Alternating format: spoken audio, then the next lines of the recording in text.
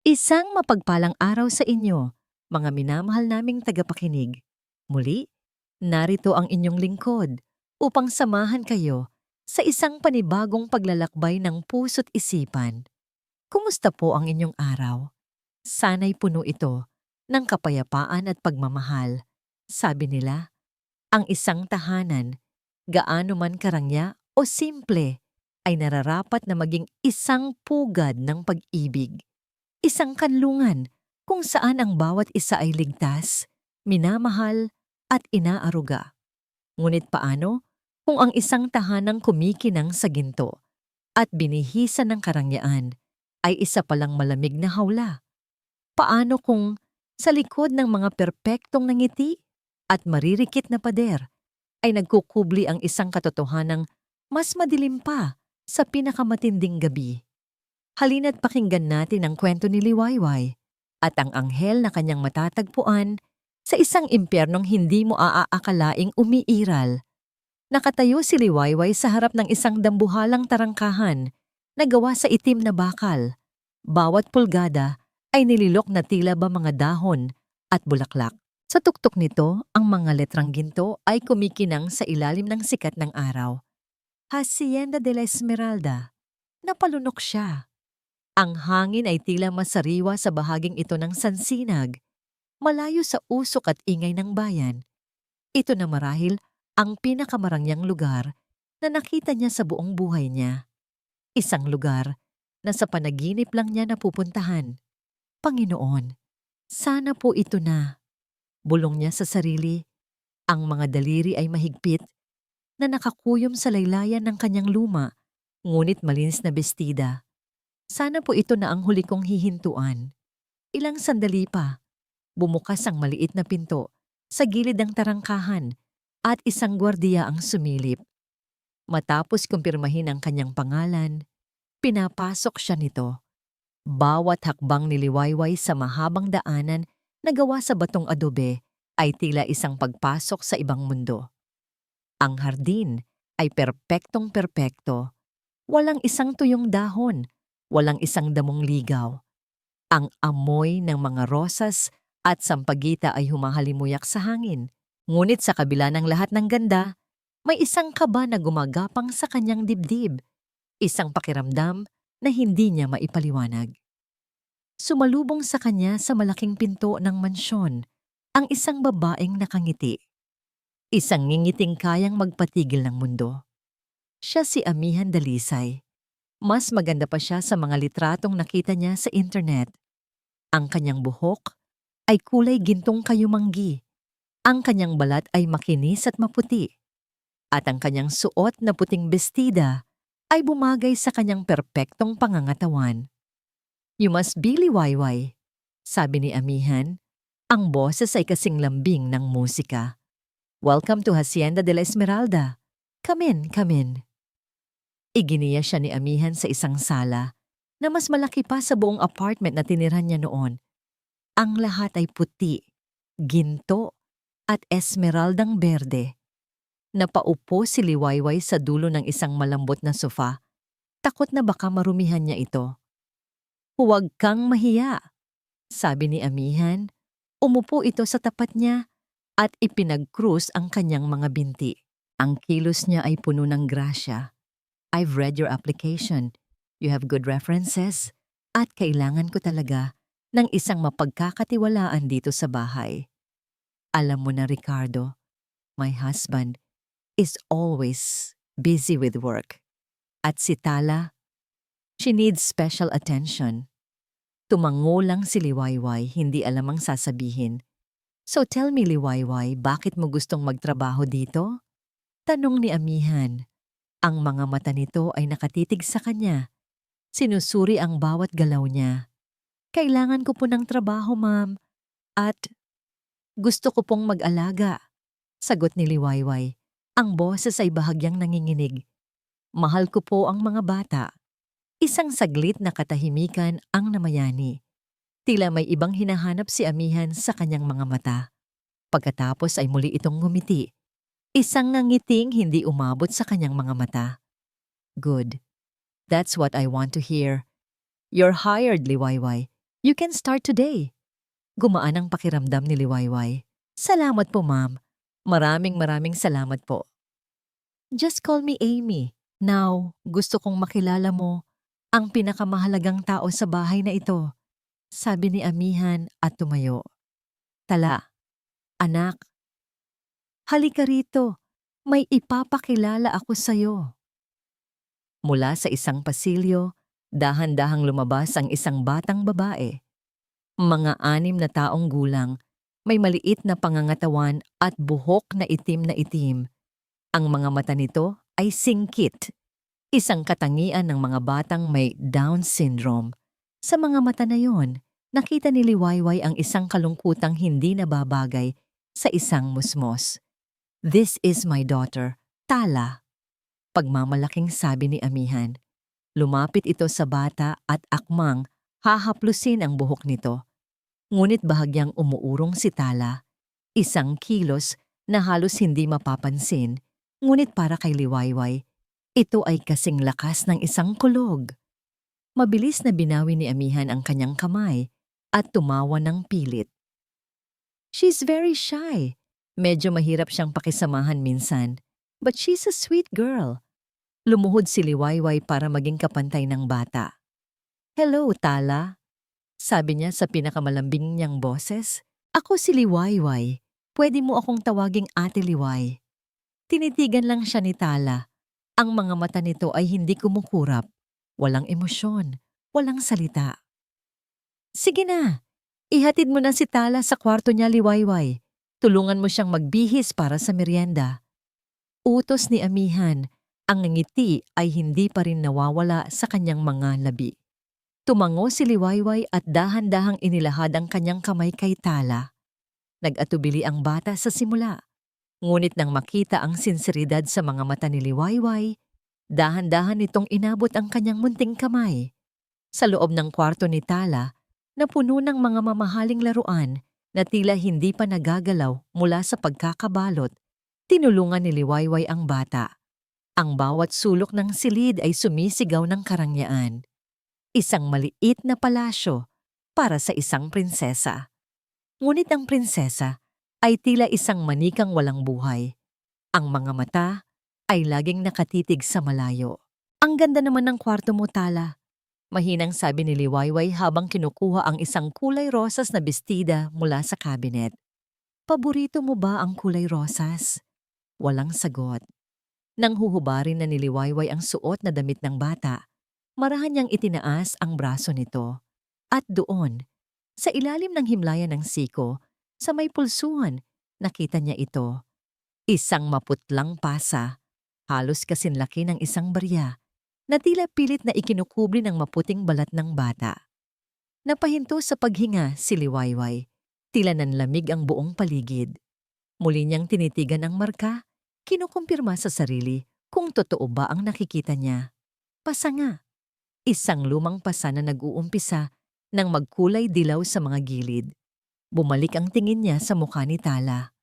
Ang bata ay nakatingin pa rin sa kawalan. Tila sanay na sa anumang haplos o hawak sa kanyang katawan. Walang sakit, walang gulat, walang anuman. At iyon ang mas nagpadurog sa puso ni Liwayway, ang kawalan ng reaksyon. Mabilis niyang isinuot ang bagong bestida sa bata. Itinatago ang markang gumugulo ngayon sa kanyang isipan. Pilit niyang iwinaksi ang mga tanong. Baka nadapa lang, baka naipit. Mga bata talaga, sakitin. Iyon ang sinabi niya sa sarili, ngunit may isang bahagi sa kanya na hindi naniniwala. Nang bumalik sila sa sala, nadatnan nila si Amihan na may kausap sa telepono. Ang likod nito ay nakaharap sa kanila. Nakaupo si Tala sa isang maliit na silya habang inihahanda ni Liwayway ang merienda sa mesa. Oo, mahal. Ayos lang kami dito. Malambing na sabi ni Amihan sa kausap. Huwag mo na kaming alalahanin. Isang saglit na katahimikan. Si Tala? Hay nako, Ricardo. Bumuntong hininga si Amihan. Ang boses ay biglang napuno ng pagod at pag-aalala. She's being difficult again today. medyo matigas na naman ang ulo. Ayaw kumain kanina. Ayaw din magsalita. But don't you worry. Ako na ang bahala sa kanya. Alam mo namang mahal na mahal ko ang batang yan. Napatingin si Liwayway kay Tala. Tahimik itong nakaupo, nakatingin sa sandwich na nasa kanyang harapan. Hindi gumagalaw. Paanong naging difficult ang isang batang ni hindi kumikibo? Paanong naging matigas ang ulo? Ang isang anghel na tila takot gumawa ng kahit anong ingay. Ang narinig niyang pagmamahal sa boses ni Amihan ay biglang naging lason sa kanyang pandinig. Ang araw ay lumipas na puno ng mga pilit na ngiti at mabibigat na katahimikan. Gabi na nang ihatid ni Liwayway si Tala sa kanyang silid. Kinantahan niya ito ng isang lumang uyayi hanggang sa makatulog ito. Sa kanyang maliit na silid, sa gilid ng mansyon, hindi mapakali si Liwayway. Paulit-ulit na naglalaro sa isip niya ang lahat. Ang pag-urong ni Tala kanina, ang pasa sa braso nito, ang kasinungalingan sa telepono. May mali. Isang malaking mali. Bandang hating gabi, bumangon siya para uminom ng tubig. Dahan-dahan siyang naglakad sa madilim at tahimik na pasilyo ng mansyon. Ang bawat anino ay tila may itinatagong lihim. Pagdaan niya sa tapat ng kwarto ni Tala, bahagyang bukas ang pinto. May narinig siyang isang mahinang hikbi. Isang tunog ng isang batang umiiyak ng pilit na walang ingay. Dahil sa awa at pag-aalala, idinikit niya ang kanyang tainga sa siwang ng pinto. Ang hikbi ay biglang natigil. Sinundan ito ng isang boses na pamilyar. Ngunit ngayon ay wala na ang anumang lambing. Ito ay malamig, matigas, at puno ng pagbabanta. Ito ang boses ni Amihan. Isa pang iyak, sa sahig ka matutulog kasama ng mga buwaipis. Nanigas si Liwayway sa kanyang kinatatayuan. Ang dugo sa kanyang mga ugat ay tila nagyelo. Ang pintig ng kanyang puso ay umaling-awngaw sa nakabibinging katahimikan ng gabi. Sa sandaling iyon, naunawaan niya ang lahat. Ang magandang mansyon ay hindi isang tahanan. Ito ay isang hawla. At ang anghel na natutulog sa loob ay hindi inaalagaan, kundi pinaparusahan sa isang impyernong walang nakakaalam. Hindi nakatulog si Liwayway ng gabing iyon. Ang mga salitang narinig niya mula kay Amihan ay paulit-ulit na tumatakbo sa kanyang isipan. Bawat salita ay isang punyal na tumatarak sa kanyang puso. Sa sahig ka matutulog kasama ng mga ipis. Ang boses na yon. Walang bakas ng lambing na ipinaparinig nito sa asawa. Walang anino ng pag-aalalang ipinapakita nito sa mundo. Iyon ang totoong boses ng demonyo na nagkukubli sa anyo ng isang anghel. Kinabukasan, ang sikat ng araw na tumatagos sa bintana ng mansyon ay hindi na nagdulot ng pag-asa kay Liwayway. Ang kinang ng ginto sa mga palamuti ay tila pangungutya. Ang bango ng mga bulaklak sa hardin ay tila amoy ng pagkabulok. Bawat sulok ng Hacienda de la Esmeralda ay isa na ngayong entablado at alam na niya kung sino ang pinakamagaling na artista. 7:00 ng umaga, abala na si Amihan sa paghahanda ng almusal para kay Tala. Tamang-tama, pababa na ng hagdan si Ricardo, bihis na bihis para sa opisina. "Good morning, my love." Abati ni Amihan. Isang matamis na halik ang iginawad sa asawa. "Look, I made Tala her favorite pancakes with strawberries." Sa plato sa harapan ni Tala ay isang obra maestra. May mga strawberry na bumubuo ng isang nakangiting mukha. Puno ng pagmamahal, puno ng pagkalinga. Tumingin si Ricardo sa eksena at isang ngiti ng kasiyahan ang gumuhit sa kanyang mukha. "That's my perfect wife," sabi ni Ricardo. Hinaplos ang buhok ni Amihan. Hinalikan niya ang noo ni Tala. "Eat well, my princess. Daddy has to go." Ngunit sa sandaling tumalikod si Ricardo at narinig na nila ang pagsara ng pinto. Ang ngiti sa mukha ni Amihan ay naglaho na parang bula. Mabilis pa sa isang kisap mata, kinuha niya ang plato ng pancake sa harapan ni Tala. Sa gulat ni Liwayway, na tahimik na nag-aayos sa kusina, walang sabi-sabing ibinuhos ni Amihan ang lahat ng laman nito sa basurahan. Ang nakangiting mukha na gawa sa strawberry ay nayupi at natabunan ng mga balat ng itlog. Hindi ka kakain hanggat hindi mo natututunang sumunod. Malamig na sabi ni Amihan sa bata na hindi man lang kumurap. Isang basong tubig. Yan lang ang para sa'yo. Napatakip si Liwayway sa kanyang bibig, pinipigilan ang isang sigaw ng galit. Ito pala. Ito ang sistema. Isang perpektong palabas sa umaga at isang araw ng pagpapahirap kapag wala na ang tagapanood. Hindi natiis ni Liwayway. Nang magkulong si Amihan sa kanyang silid para sa isang online meeting, kumuha si Liwayway ng isang piraso ng tinapay mula sa pantry. Dahan-dahan siyang pumunta sa hardin kung saan nakaupo si Tala sa isang swing. Tinutulak ang sarili nang walang kagalak-galak. Lumingon-lingon si Liwayway. Nang makitang walang tao, dinala niya si Tala sa likod ng maliit na bodega ng mga gamit sa hard. Tala, bulong niya. Inilabas ang tinapay mula sa kanyang bulsa. Kumain ka. Tumingin sa kanya ang bata. Ang mga mata ay puno ng pag-aalinlangan at takot. Tila ba hindi siya sanay na may nag-aalok sa kanya ng kabutihan? Sige na, pilit ni Liwayway. Isang butil ng luha ang namuo sa kanyang mga mata. Para sa'yo to, hindi malalaman ni mami mo. Dahan-dahan, kinuha ni Tala ang tinapay. Isinubo niya ito ng may pag-iingat. At habang ngumunguya siya, isang maliit, halos hindi mapansing na ngiti ang sumilay sa kanyang mga labi. Ito ang unang pagkakataon na nakita ni Liwayway na nangumiti ang bata. Ang simpleng nangiting iyon ay sapat na para bigyan siya ng lakas ng loob. Nang hapong iyon, habang naglilinis si Liwayway ng sala, bigla siyang nilapitan ni Amihan. You seem to be getting along well with Tala, sabi nito. Ang boses ay matamis, ngunit ang mga mata ay matalim. Pinag-aaralan ang bawat reaksyon niya. Mabait naman po siyang bata, Ma'am Amy, sagot ni Liwayway.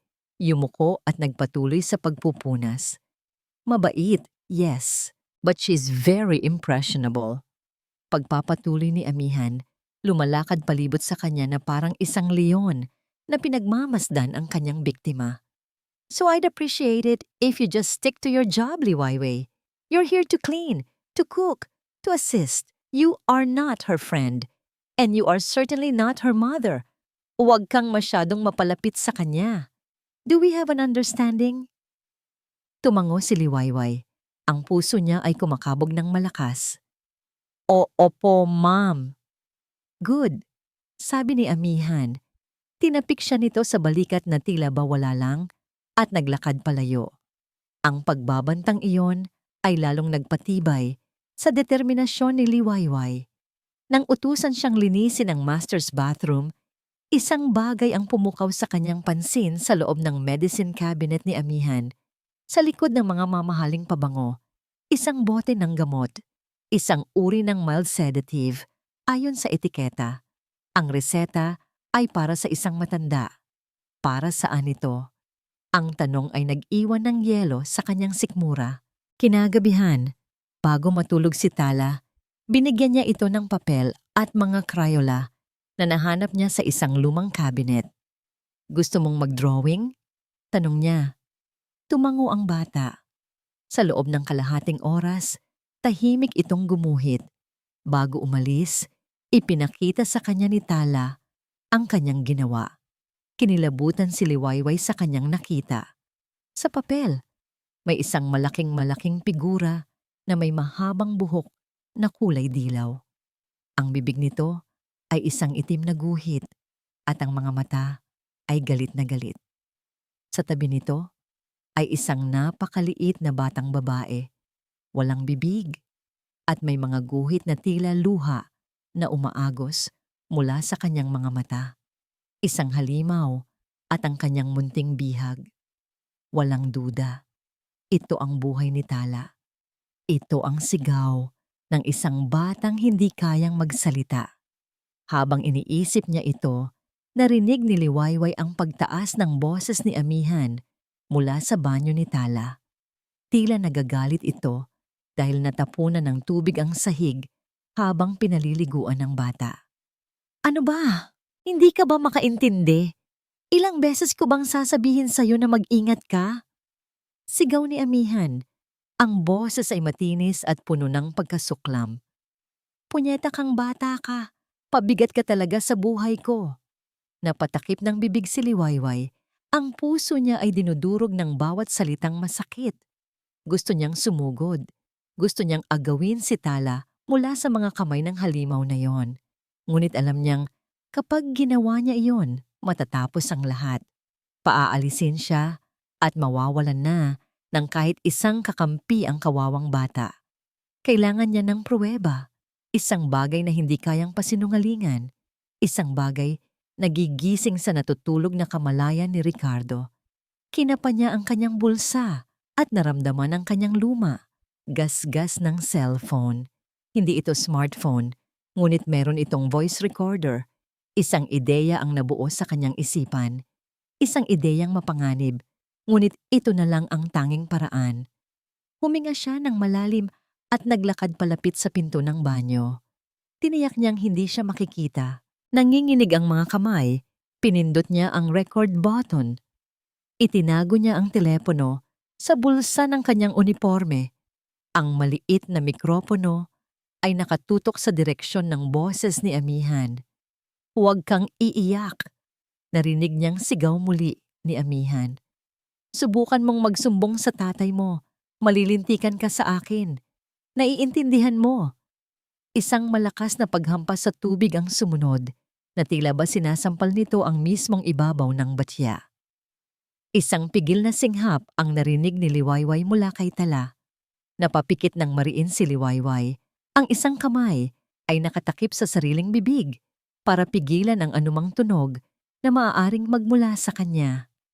Ang bawat salita, bawat tunog ng galit ay malinaw na pumapasok sa recorder. Ang puso niya ay tila gustong kumawala sa kanyang dibdib. Kailangan niyang manatili doon. Kailangan niyang makuha ang lahat. Maya-maya pa, bumukas ang pinto ng banyo. Mabilis na umatras si Liwayway at nagpanggap na abala sa pag-ayos ng isang florera sa pasilyo. Lumabas si Amihan, ang buhok ay bahagyang basa. Ngunit ang mukha ay kalmado na ulit na tila walang nangyari. Naghuhumpa ito ng isang pamilyar na kanta. Ang bilis ng pagbabago nito ay mas nakakakilabot pa kaysa sa kanyang mga sigaw. Oh, Liwayway, nandyan ka pala, sabi ni Amihan. Ang ngiti ay bumalik na sa kanyang mga labi. Tapos na si Tala. Ihatid mo na sa kwarto niya at patulugin mo na. Hindi tumingin sa mga mata nito si Liwayway. Tumango lang siya. Opo, ma'am. Nang pumasok si Liwayway sa banyo, nakita niya si Tala. Nakabalot sa isang malaking tuwalya, nanginginig ang mga munting balikat. Ang mga mata nito ay nakatitig sa sahig na tiles, basang-basa at puno ng takot. Walang luha, ngunit ang kalungkutan ay bumabalot sa buong katauhan niya. Walang imik na binihisan ni Liwayway ang bata. Dahan-dahan, maingat. Bawat haplos niya ay puno ng pag-aalalang hindi niya masabi. Nang matapos, inabot niya ang kanyang kamay. Mas mahigpit ang naging kapit ni Tala ngayon kaysa kanina. Nang makarating sila sa silid, mabilis na humiga si Tala sa kama at nagtalukbong ng kumot. Nakaharap sa pader. Isinara ni Liwayway ang pinto. Hindi na siya bumalik sa kusina. Dumiretso siya sa kanyang maliit na kwarto. Isinarara niya ang pinto at nilock ito. Sumandal siya dito, hinahabol ang kanyang hininga. Nanginginig pa rin ang mga kamay. Kinuha niya ang cellphone mula sa kanyang bulsa. Tinitigan niya ang screen. Pinindot niya ang stop at save. Isang audio file. Ilang minuto lang ang haba. Ngunit sa loob ng maikling recording na yon ay nakatago ang lahat ng katotohanan. Hindi lang iyon isang audio file. Iyon ay isang sandata. Isang patunay, ang tinig ng kasamaan na nagkukubli sa likod ng mga pader ng Hacienda de la Esmeralda. 2 linggo na ang nakalipas. 2 linggo ng dobling buhay para kay Liwayway. Sa umaga, siya ang masipag na kasambahay na sumusunod sa bawat utos ng isang amo na perpekto sa paningin ng lahat. Ngunit sa gabi, siya ang tagapag-ingat ng mga lihim, ang tanging nakakaalam sa mga luhang hindi pumapatak at mga sigaw na hindi marinig. Ang audio recording sa kanyang lumang telepono ay ang kanyang alas, isang bombang naghihintay ng tamang oras para pasabugin. Ngunit ang pagtitiis ay may hangganan, at ang hangganan na yon ay dumating sa isang Sabado ng hapon. Nagkaroon ng isang maliit na salo-salo sa hardin ng hasyenda. Ilang malalapit na kaibigan at business partners ni Ricardo ang dumalo. Si Amihan, sa kanyang suot na puting-puting bestida na nagkakahalaga ng sweldo ni Liwayway sa isang taon, ay ang larawan ng isang perpektong hostess. Ang kanyang tawa ay malambing. Ang kanyang pag-aasikaso sa mga bisita ay walang kapintasan. "Ricardo is so lucky to have you, Amy," sabi ng isang bisita. "At si Tala, she's blooming because of your care." Ngumiti lang si Amihan, isang nangiting puno ng kababaang loob. "Tala is my daughter. I'd do anything for her." Si Tala ay nakaupo sa isang maliit na silya sa gilid. Hawak ang isang baso ng pulang juice. Tahimik. Hindi gumagalaw. Tila isang palamuti na bahagi ng perpektong eksena. Pinagmamasdan siya ni Liwayway mula sa malayo habang naghahain ng pagkain. Sa isang iglap, isang maliit na aso ng isa sa mga bisita ang biglang tumakbo patungo kay Tala. Nagulat ang bata. Sa kanyang pag-atras, natabig niya ang baso. Ang pulang juice ay tumapon, hindi sa damuhan, kundi sa malinis at puting-puting bestida ni Amihan. Ang lahat ay napahinto. Ang masayang kwentuhan ay napalitan ng katahimikan. Ang mantsa.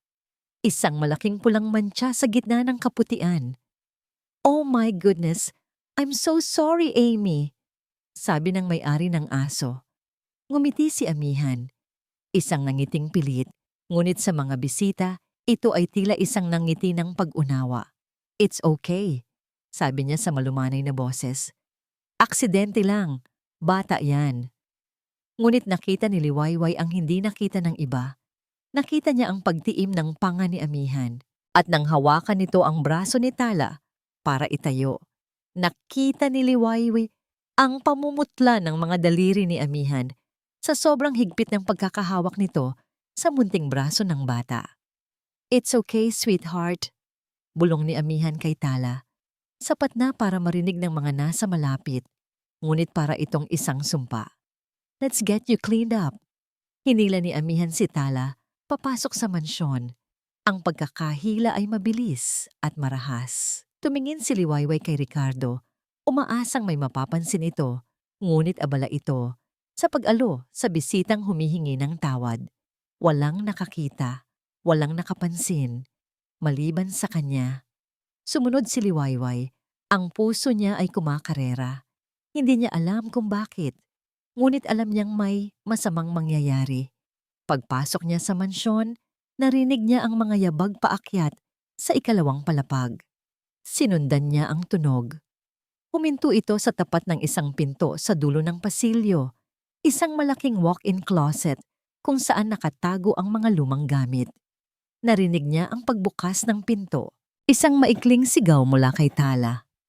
At pagkatapos, isang malakas na kalabog ng pagsasara. Ang tunog ng susi na pinihit sa seradura ay tumarak sa pandinig ni Liwayway. Napatakbo siya. Pagdating niya sa dulo ng pasilyo, wala na si Amihan. Ang tanging naroon ay ang nakasaradong pinto ng closet. At mula sa loob, narinig niya ang mahihinang iyak at ang kalmot ng maliliit na kamay sa kahoy.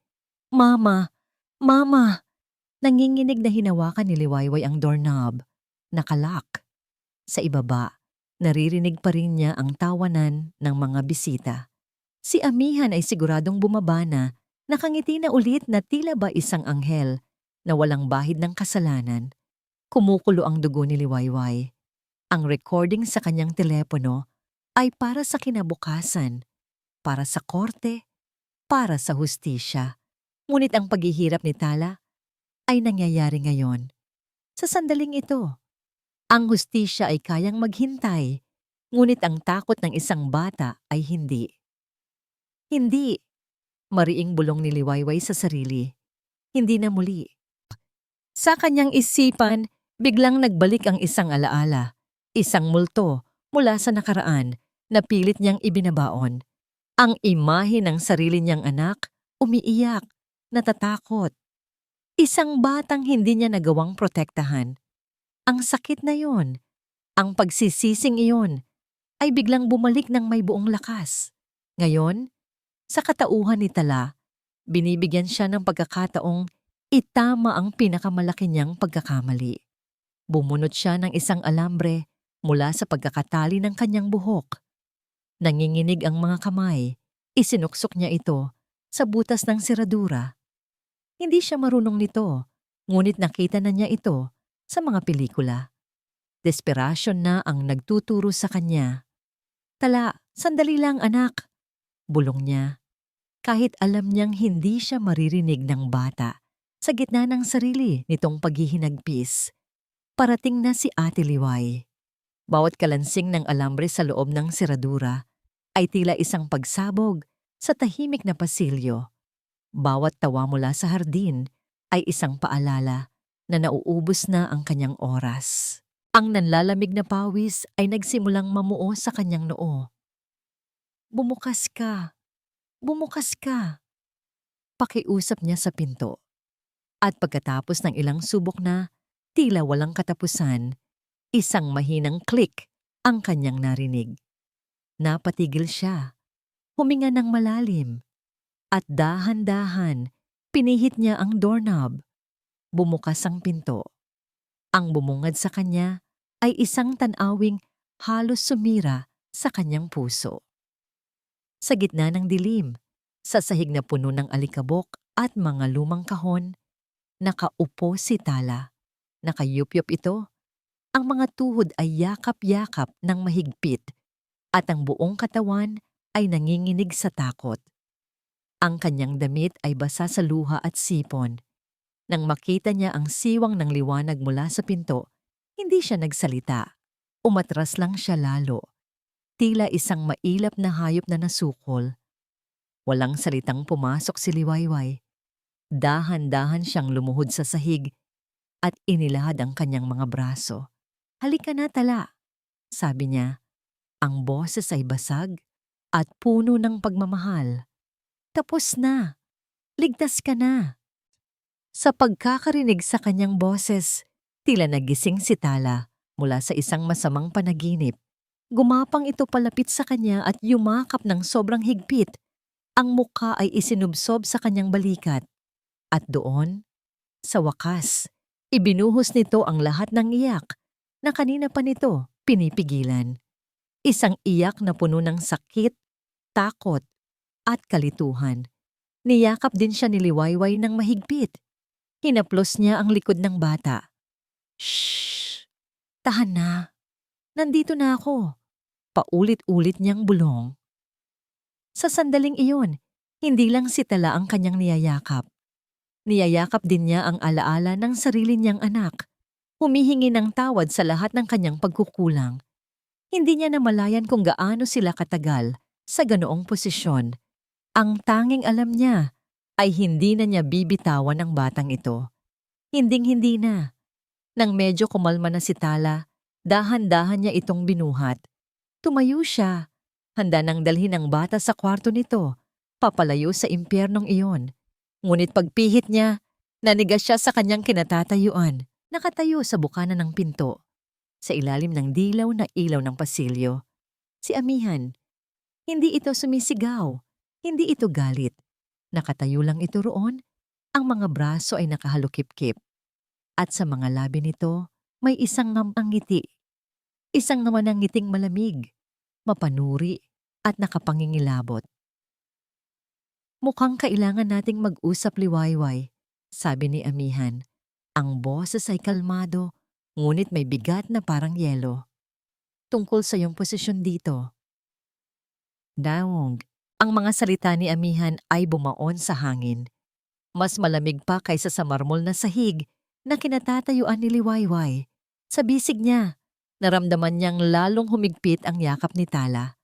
Na tila naiintindihan nito ang panganib na dala ng babaeng nasa harapan nila. Para sa isang saglit, gusto ni Liwayway na sumigaw. Gusto niyang isumbat ang lahat. Gusto niyang ilabas ang telepono at iparinig ang recording ng kalupitan nito. Ngunit nang makita niya ang mga mata ni amihan, kalmado, kontrolado, at puno ng tagumpay, alam niyang natalo na siya sa laban na ito. Sa ngayon, ang pagsigaw ay magiging katapusan niya. Ang pananahimik ang tanging paraan para manatili sa laro. Ibaba mo siya. Utos ni amihan. Ang boses ay mahinahon pa rin. Dahan-dahan, ibinaba ni Liwayway si Tala. Mabilis na nagtago sa likod ng kanyang mga binti ang bata. Pumunta ka sa kwarto mo, Tala, sabi ni amihan. Hindi inaalis ang tingin kay Liwayway. Agad na tumalima ang bata. Tumakbo palayo na hindi lumilingon. Nang silang dalawa na lang ang naiwan sa pasilyo, lumapit si amihan. Akala ko ba nagkakaintindihan na tayo, Liwayway? Sinabi ko sa'yo na huwag kang masyadong mapalapit. You overstepped your boundaries. Yumuko si Liwayway. Pinipilit ang sarili na magmukhang takot at talunan. Patawad po, ma'am. Narinig ko po siyang umiiyak. Nag-alala lang po ako. Isang tawang mahina at walang kagalakan ang kumawala kay amihan. Ang pag-aalala mo ay kawalan ng respeto sa pamamahay ko. Ako ang ina. Ako ang masusunod dito.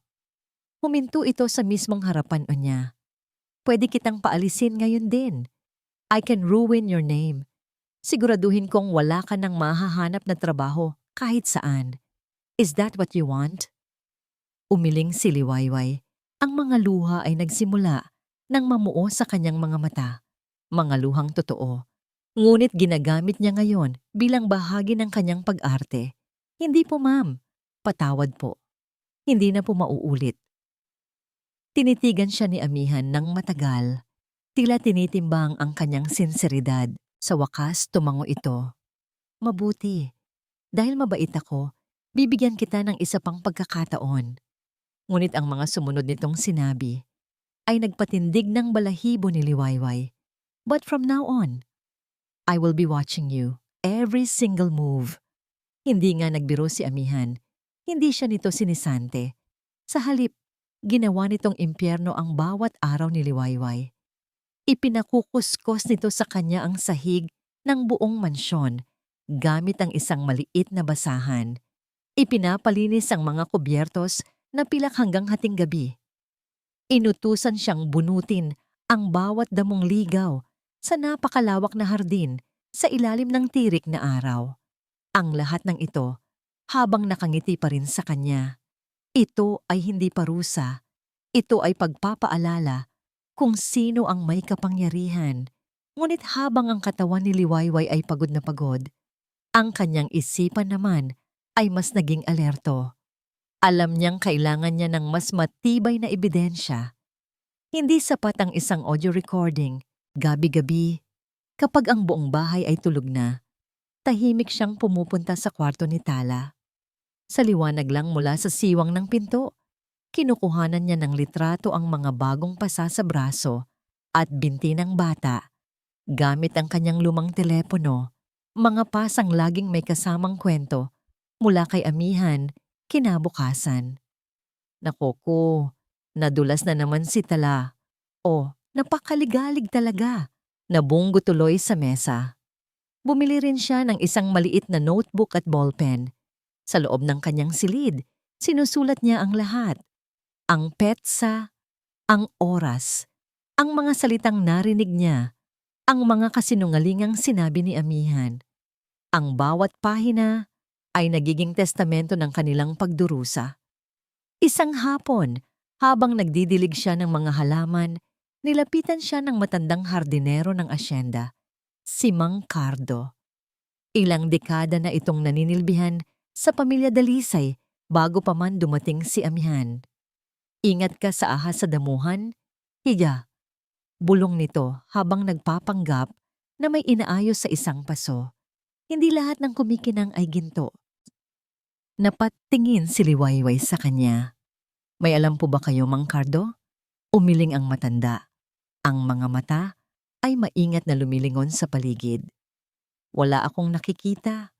Wala akong naririnig. Mahirap na. Ngunit ang mga pader ay may tainga at ang lupa'y nakakaramdam. Bago dumating yan, masaya ang batang yan. Pagkasabi noon, mabilis na itong umalis. Iyon lang. Ngunit sapat na yon. May kakampi siya, kahit sa katahimikan. Sinimulan din ni Amihan ang isang bagong laro. Ang subukin ng katapatan ni Liwayway. Minsan, habang nagkakape ito sa sala, at si Liwayway ay naglilinis sa malapit, bigla itong magkokomento. Nakakapagod din pala mag-alaga ng batang, alam mo na, may kapansanan. Sabi nito, sinusulyapan si Liwayway. Hindi siya magiging normal, di ba? She will always be a burden. Sa akin kay Ricardo, minsan nga iniisip ko, mas mabuti pa kung nasa isang espesyal na institusyon na lang siya. Hindi kumikibo si Liwayway. Pinupulot niya ang isang hibla ng buhok sa sahig. Ang puso niya ay nag-aapoy, ngunit ang mukha niya ay isang blangkong pader. Ang pananahimik ang kanyang kalasag. Ang pagsang-ayon o pagtutol ay parehong kapahamakan. Isang gabi, inutusan siya ni Amihan na ayusin ang mga damit nito sa napakalaking walk-in closet. Isang lugar na sagrado para kay Amihan. Habang inaayos niya ang mga sapatos sa pinakailalim na estante, napansin niyang bahagyang nakaangat ang isang kahoy sa sahig. Dahil sa kuryosidad, marahan niya itong ginalaw. Madali itong natanggal. Sa ilalim, may isang maliit na espasyo. At sa loob, may isang bagay.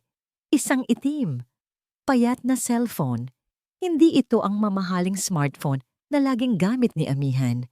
Ito ay isang mumurahing telepono, isang burner phone.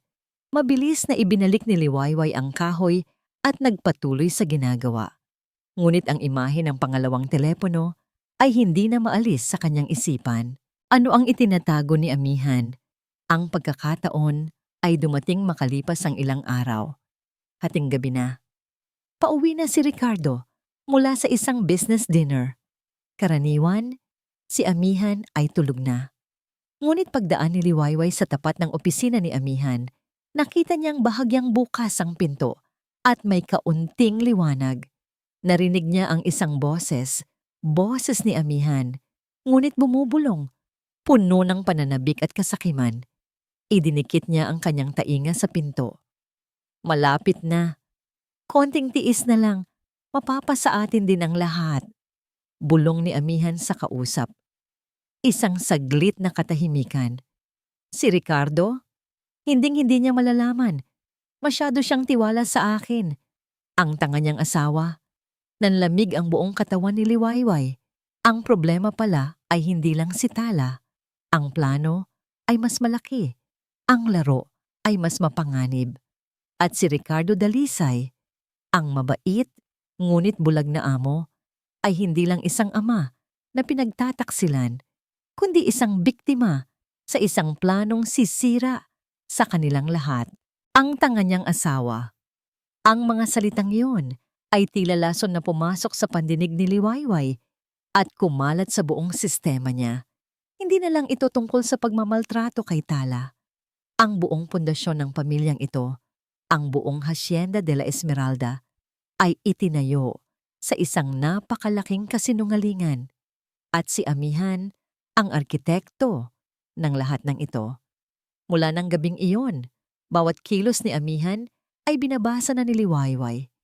Ang bawat matamis na ngiti nito kay Ricardo ay isa ng insulto.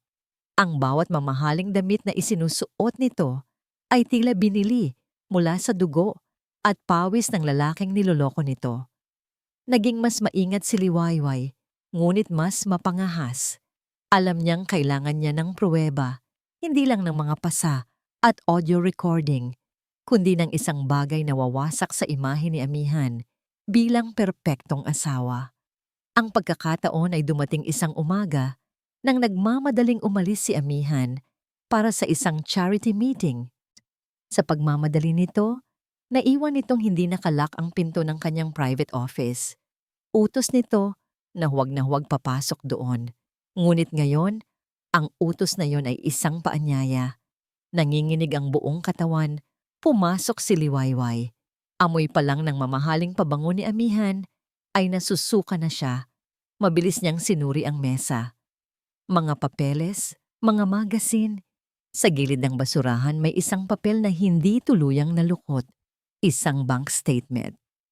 Pinulot niya ito. Ang mga mata niya ay nanlaki sa mga numerong nakasulat. Libu-libong piso, daan-daang libong piso, regular na inililipat sa isang account na hindi nakapangalan kay Amihan o Ricardo. Isang account na may pangalan ng isang korporasyong hindi pamilyar sa kanya. Ngunit ang pangalawang telepono, iyon ang susi. Kinabukasan, habang nasa pool area si Amihan kasama ang kanyang mga amiga, nagkaroon ng pagkakataon si Liwayway. Alam na niya kung saan hahanapin. Pumasok siya sa walk-in closet nito. Dahan-dahang inangat ang natatanggal na kahoy sa sahig at kinuha ang itim na burner phone. Mabilis ang kanyang mga daliri. Binuksan niya ang contacts. Karamihan ay mga numero lang. Ngunit isang pangalan ang nakasave. JH. Sino si JH? Binuksan niya ang messages. Karamihan ay nabura na. Ngunit may isa pang hindi. Funds received. The plans for Phase 2 are proceeding. R will never see it coming. Natanggap na ang pondo? Tuloy na ang plano para sa Phase 2. Hindi ito malalaman ni R. Ricardo, biglang may pumasok sa kanyang isipan. Isang gabi, narinig niyang galit na kausap ni Ricardo sa telepono ang kanyang abogado. May binanggit itong pangalan. Isang pangalan ng kumpanyang pilit sumisira sa kanya. Ang pinakamalaki niyang karibal sa negosyo. Javier Holdings. JH Javier Holdings. Napahawak si Liwayway sa pader para suportahan ang sarili. Ang hangin ay tila naubos sa silid. Si Amihan ay hindi lang nagnanakaw sa asawa niya. Ibinibenta niya ang asawa niya sa kalaban. Ibinibenta niya ang kinabukasan ng sarili niyang pamilya. Ibinibenta niya ang kinabukasan ni Tala. Ito na ang sukdulan ng kataksilan. Sa gitna ng kanyang pagkatulala, narinig niya ang mga yabag papalapit. Nagmamadali, ngunit maingat, ibinalik niya ang telepono at ang takip na kahoy. Sakto. Paglabas niya ng closet, paakyat na si Amihan, nakangiti. Naglilinis ka, Liwayway?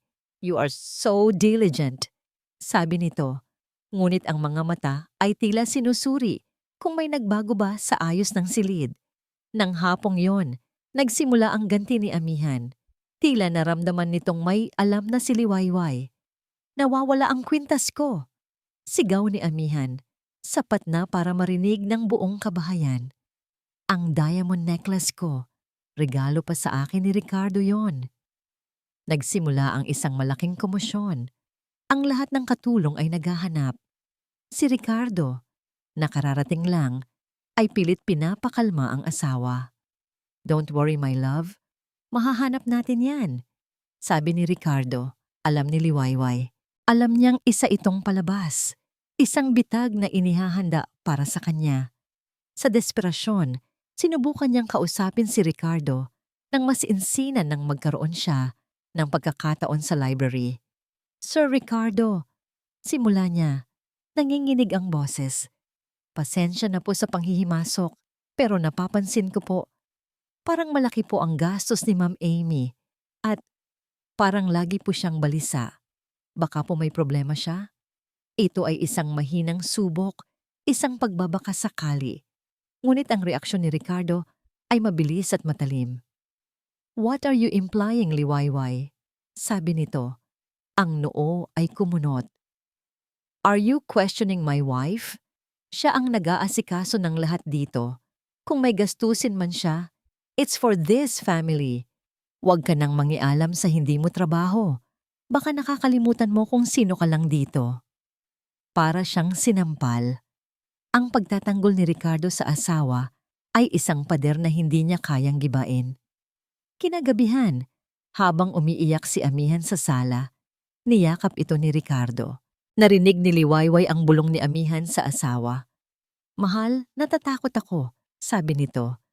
Si Liwayway, napapansin ko, parang kakaiba ang tingin niya kay Tala. Masyado siyang obsessed sa anak ko. At ngayon, nawawala ang kwintas ko. Hindi ko siya pinagbibintangan, pero natatakot ako para sa pamilya natin. Ang lason ay gumagana na. Ang kamandag ay kumakalat na sa isipan ni Ricardo. Ilang sandali pa. Tumayo si Amihan, pinunasan ang kanyang mga pekeng luha. "Ricardo, ayoko man. Pero baka kailangan na nating tignan ang mga kwarto ng mga katulong just to be sure, for our peace of mind." Pumayag si Ricardo, mabigat ang loob. Isang security guard ang tinawag nila. Inuna nila ang kwarto ng ibang katulong. Wala. At sa huli, ang kwarto ni Liwayway. Ang maliit at simpleng silid na naging kanlungan niya. Pumasok si Amihan, si Ricardo, at ang gwardiya. Si Liwayway ay nakatayo sa gilid. Ang puso niya ay dumadagundong na parang tambol. Naghahanap ang gwardiya. Sa cabinet, sa ilalim ng kama, wala.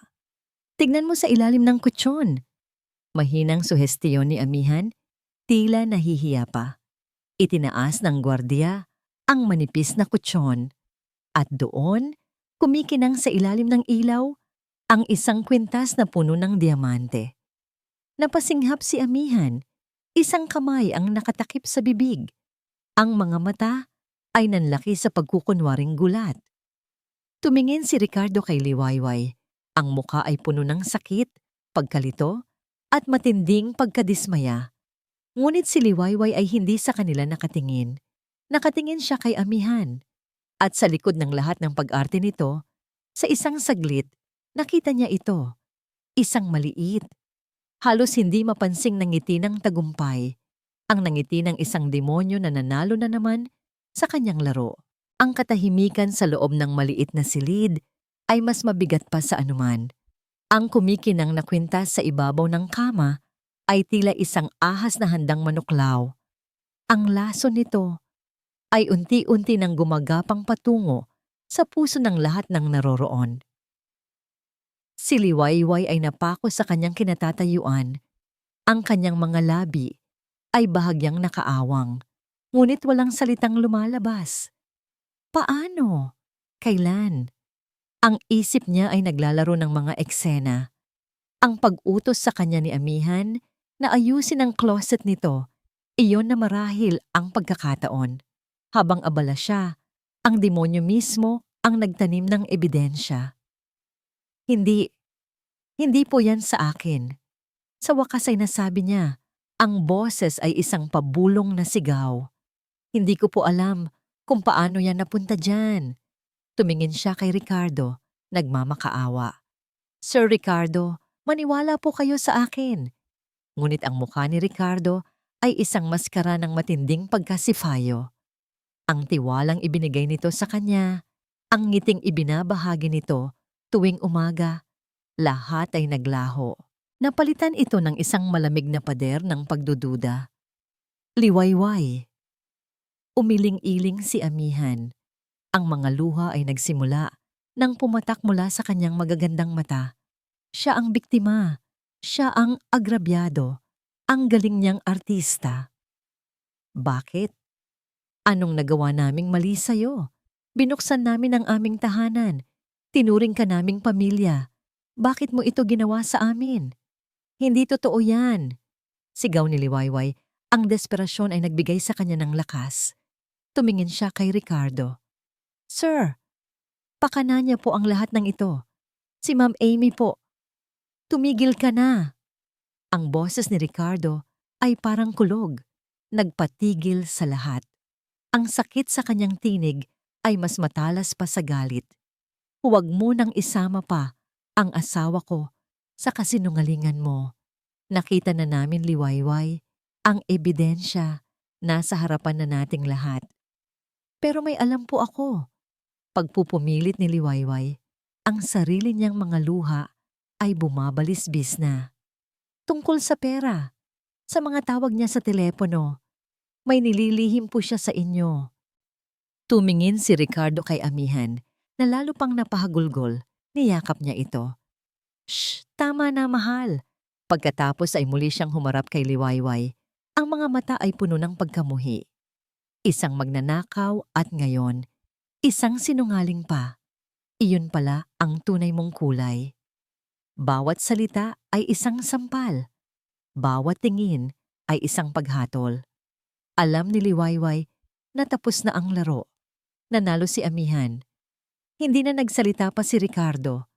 Kumuha ito ng isang sobre mula sa kanyang bulsa at inilapag sa ibabaw ng maliit na mesa. Ang sweldo niya, ang bayad sa kanyang paglilingkod, at ngayon, ang bayad sa kanyang pagpapaalis. Kunin mo ang mga gamit mo. Malamig na utos ni Ricardo. 10 minuto. Pagkatapos niyan, ayoko nang makita pa ang pagmumukha mo sa pamamahay na ito. Tumalikod ito at inalalayan ang humihikbing si amihan palabas ng silid. Ang gwardiya ay naiwan sa may pinto. Nakabantay, tinitiyak na hindi na siya makakagawa pa ng anuman. Parang robot. Kinuha ni Liwayway ang kanyang mga damit at isinilid sa isang lumang bag. Ang isip niya ay blangko. Ang puso niya ay basag. Hindi dahil sa nawalan siya ng trabaho, kundi dahil sa batang maiiwan niya. Paano na si Tala? Sino na ang magtatanggol sa kanya?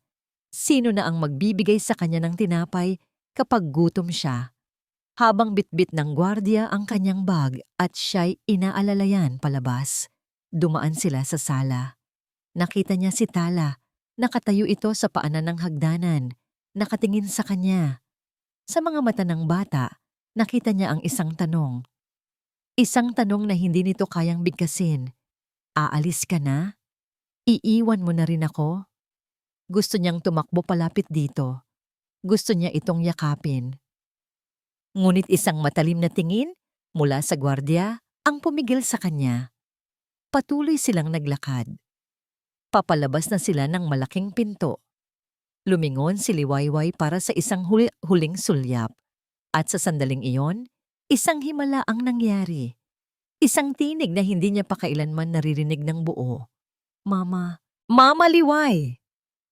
Ang sigaw ni Tala ay umalingaw-ngaw sa buong mansyon. Isang sigaw na malinaw, desperado, at puno ng sakit. Napatigil ang lahat. Maging ang gwardiya ay natigilan. Ngunit bago pa man makakilos si Liwayway, mabilis na bumaba si amihan. Tinakpan nito ang bibig ni Tala at kinarga ito. Pilit na dinadala paakyat. Nagwawala na naman siya. Tingnan mo ang ginawa mo. Sigaw ni amihan. Ngunit ang sigaw ay para kay Ricardo. Isang patunay ng masamang impluensya ni Liwayway. Ang huling nakita ni Liwayway ay ang mga matang takot ni Tala na nagpupumiglas sa mga bisig ng kanyang berdugo. Ilabas na yan! Narinig niyang utos ni Ricardo mula sa itaas. Tinulak ng gwardiya si Liwayway palabas ng pinto. Tinahak nila ang mahabang daanan kung saan minsan siyang naglakad ng may pag-asa. Ngayon, bawat hakbang ay isang pagtapak sa kanyang nawasak na puso. Pagdating sa tarangkahan, ibinigay sa kanya ng gwardiya ang kanyang bag. Binuksan nito ang maliit na pinto at halos itulak siya palabas sa kalsada. "Huwag ka nang babalik dito," sabi ng gwardiya, at pagkatapos ay isang malakas na kalabog ang narinig niya. Ang tarangkahan ng Hacienda de la Esmeralda ay nagsara na. Naiwan si Liwayway sa labas. Mag-isa. Bit-bit ang isang bag ng mga damit at isang pusong durog na durog. Wala na ang lahat. Ang trabaho, ang tiwala, ang pagkakataong iligtas si Tala. Nawala na ang lahat. Habang naglalakad palayo, walang tiyak na patutunguhan. Ang mga luha ay malayang dumadaloy sa kanyang pisngi. Sa isip niya, paulit-ulit niyang naririnig ang sigaw na yon. Mama Liway. Sa isang madilim at mumurahing paupahang silid sa bayan, ibinagsak niya ang kanyang bag. Umupo siya sa gilid ng isang matigas na kama. Dito na ba nagtatapos ang lahat? Sa pagkatalo? Habang isa-isang nilalabas ang kanyang mga damit, isang bagay ang nahulog mula sa isang lumang bulsa. Isang maliit na larawan. Isang larawang kinunan niya noong unang linggo niya sa asyenda. Si Tala, hawak ang isang luma at medyo punit na manika, ang nag-iisang laruan na tila mahal nito. Tinitigan niya ang manika sa larawan. At bigla, tila isang kidlat ang tumama sa kanyang utak. Ang manika. Naalala niya. Isang gabi, naisip niyang ilipat ang mga ebidensya mula sa kanyang telepono. Kumuha siya ng isang maliit na USB drive. Inilagay niya doon ang lahat. Ang audio recording, ang mga litrato ng pasa, ang kopya ng bank statement, ang mga tala sa kanyang notebook.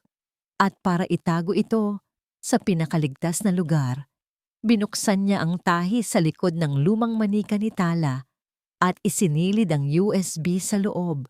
Ang ebidensya, ang alas niya, ang tanging pag-asa niya. Naiwan ito. Naiwan sa loob ng mansyon, sa mga kamay ng nag-iisang anghel sa impyernong yon. Ang paupahang kwarto ay makipot at maalinsangan. Ang tanging liwanag ay nagmumula sa isang bumbilyang walang takip na nakasabit sa kisame. Ang ingay ng mga sasakyan at sigawan mula sa labas ay kabaligtaran ng nakabibinging katahimikan sa loob ng Hacienda de la Esmeralda.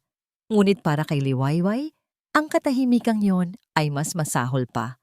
Nakaupo siya sa gilid ng kama. Ang buong katawan ay tila binuhusan ng isang baldeng yelo. Lahat ay nawala. Ang trabaho na inaakala niyang bagong simula. Ang bubong na tinuring niyang kanlungan. At ang pinakamasakit sa lahat, ang pagkakataong bantayan ang isang batang walang kalaban-laban. Para siyang isang sundalong natalo sa giyera, ninakawan ng sandata at ipinatapon sa kawalan. Ang pakiramdam ng kabiguan ay pamilyar, masyadong pamilyar. Isinandal niya ang kanyang ulo sa maruming pader. Pumikit siya at ang mga multo ng nakaraan ay muling nagpakita. Ang mukha ng dati niyang asawa, galit, lasing. Ang sigaw ng sarili niyang anak na lalaki si Lito. Ang tunog ng nababasag na bote, ang sarili niyang takot, ang kanyang pananahimik. Sana pala lumaban ako, bulong niya sa hangin. Sana pala. Hindi kita iniwan, anak. Ang pagsisisi ay isang lason na matagal na niyang iniinom. Pinatay nito ang kanyang tapang, ibinagsak nito ang kanyang tiwala sa sarili. Kaya naman nang dumating siya sa hacienda, ang tanging gusto niya ay isang tahimik na buhay. Ayaw na niya ng gulo, ngunit hinabol siya ng gulo. At sa pangalawang pagkakataon, nabigo siyang protektahan ng isang inosenteng bata. Samantala, sa loob ng kumikinang na mansyon, ang selebrasyon ng tagumpay ni Amihan ay nagsisimula na. Wala na ang hadlang, wala nang mga matang mapanuri. Si Tala ay kanya ng pag-aari ng buo. Tingnan mo, Ricardo, sabi ni Amihan sa asawa habang nakaupo sila sa hapagkainan. Mula nang umalis ang babaeng yon, naging mas kalmado na si Tala. Masamang impluensya talaga. Hindi sumagot si Ricardo, ngunit tumango siya. Gusto niyang maniwala. Kailangan niyang maniwala. Dahil kung hindi, nangangahulugan lang iyon na nagkamali siya ng paghatol. Kinabukasan tumawag si Amihan sa telepono. Isang ngiti ang gumuhit sa kanyang labi. Hello? Yes, this is Amihan Dalisay, sabi niya sa kausap. I'm calling about the application I sent for my daughter, Tala Dalisay. Yes, for your special care facility? Opo. Medyo lumalala na po ang pagiging unmanageable niya. Kailangan niya ng tulong na hindi ko na kayang ibigay dito sa bahay. The sooner, the better. Ang plano ay umaandar na. Sa pag-alis ni Liwayway, nawala na rin ang huling harang sa kanyang daan. Sa bayan, si Liwayway ay parang kaluluwang ligaw. Naglakad siya hanggang sa marating ang simbahan ng Sansinag. Umupo siya sa isang bakanteng upuan sa likod, sa ilalim ng imahe ng Birheng Maria na may sakbit na batang Jesus. Hindi siya nagdasal. Tumingin lang siya. Tumingin sa imahe ng isang inang kayang gawin ang lahat para sa kanyang anak. At doon, sa harap ng altar, kinain siya ng kahihiyan. Wala akong kwentang ina, sabi niya sa sarili. Ang mga luha ay muling dumaloy. Wala akong kwenta. Sa gitna ng kanyang pagdurusa, nag-vibrate ang kanyang lumang telepono. Isang hindi rehistradong numero.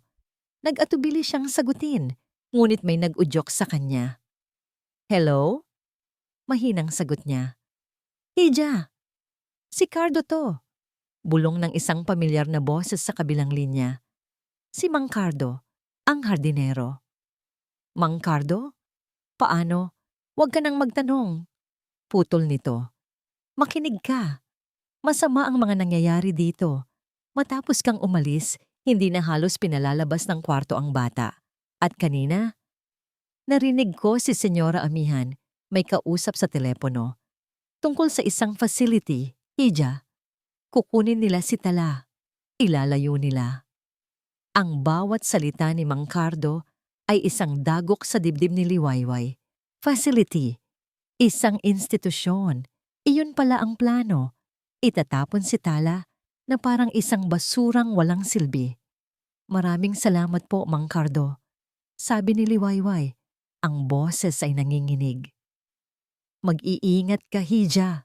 Sabi ng matanda, bago ibaba ang tawag. Napatingin muli si Liwayway sa imahe sa altar. Ang Birheng Maria, isang ina. Mama Liway. Ang sigaw ni Tala ay muling umalingaw-ngaw sa kanyang isipan. Hindi.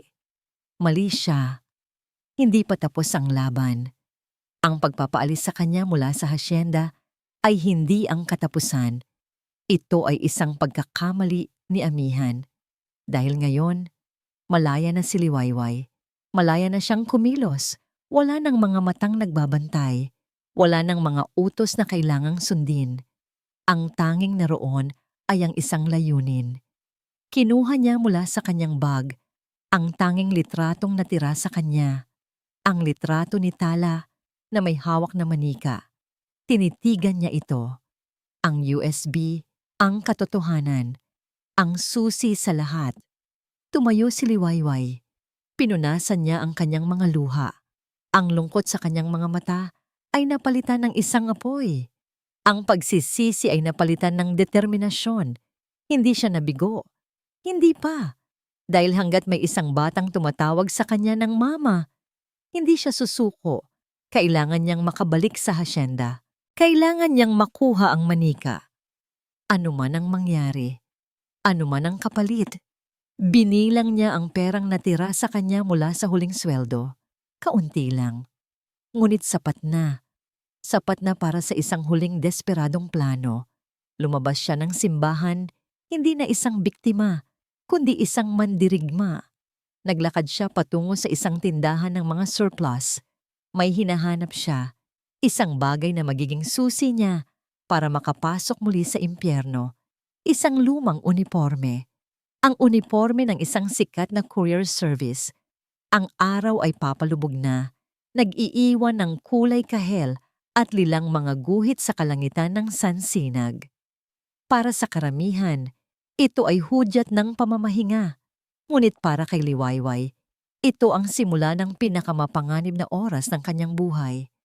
Nakatayo siya sa isang kanto, ilang metro ang layo, mula sa dambuhalang tarangkahan ng Hacienda de la Esmeralda. Suot niya ang nabiling uniforme, isang asul na polo shirt at pantalon na medyo maluwag at isang baseball cap na halos tumatakip na sa kanyang mukha.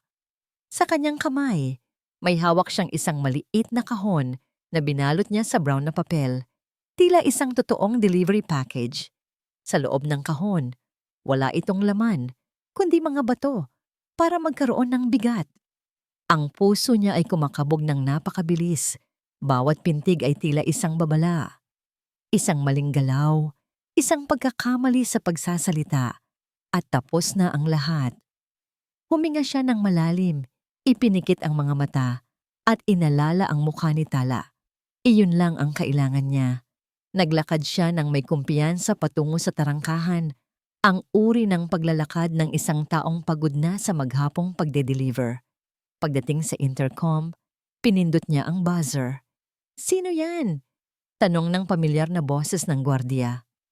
"Delivery po para kay Ma'am Amihan Dalisay." Sagot ni Liwayway, pilit ginagawang mas malalim at magaspang ang kanyang boses. Ibinaba niya ang kanyang sombrero para lalong maitago ang kanyang mukha. Ilang saglit na katahimikan. "Wala namang sinasabing delivery si Ma'am." Sagot ng gwardiya. "Rush delivery po ito, sir. Galing pa pong Maynila. Kailangan pong pirmahan." Giit ni Liwayway. Ang kaba ay nagsisimula nang kumain sa kanyang pagkatao. Isang mas mahabang katahimikan. Narinig ni Liwayway ang pag-uusap sa radyo at pagkatapos, ang tunog na hinihintay niya. Ang pag-unlock ng maliit na pinto sa gilid. "Sige, pasok. Iwan mo lang dyan sa guardhouse at ako na ang pipirma." Sabi ng gwardiya pagbukas ng pinto. "Hindi ito ang plano." "Nako sir, hindi po pwede. Mahigpit po ang bilin na personal pong iabot kay Ma'am Amy. Baka po alahas o importanteng dokumento ito." Nagkamot ng ulo ang gwardiya. Tila naiinis. Tiningnan siya nito mula ulo hanggang paa. Ngunit dahil sa dilim at sa suot niyang sombrero, hindi siya nito namukhaan. Sa wakas, sumuko ito. "Sige na, bilisan mo lang. Diretso ka lang sa main door." "Salamat po, sir." Nakalusot siya. Unang hakbang, tagumpay.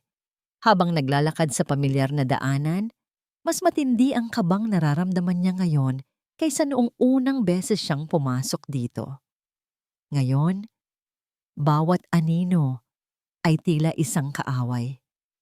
Bawat tunog ng hangin ay tila isang sigaw. Pagdating sa malaking pinto, isa pang katulong ang nagbukas. "Delivery po para kay Ma'am." "Nasa garden po sila," sabi ng katulong at iginiya siya papunta roon. Dumaan sila sa sala. Ang lahat ay tahimik. Perpekto. Isang kasinungalingan. Pagdating sa may sliding glass door na papuntang hardin, natanaw ni Liwayway si Amihan. Nakaupo ito sa isang silya, may hawak na kopita ng alak, kausap sa telepono. Si Ricardo ay wala. Si Tala ay wala rin. Ito na ang pagkakataon. "Excuse me po," sabi ni Liwayway sa katulong.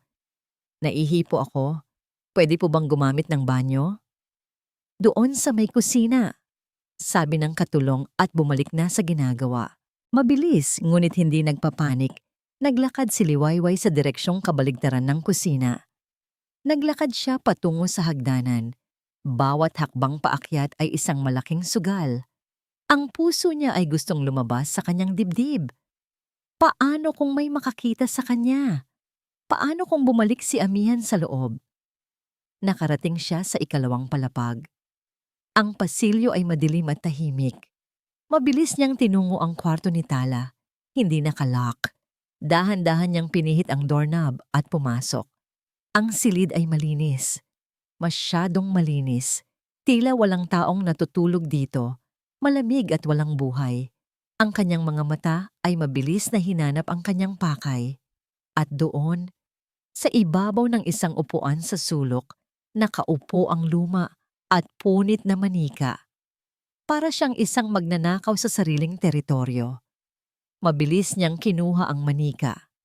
Nanginginig ang mga kamay. Kinapa niya ang tahi sa likod. Nandoon pa.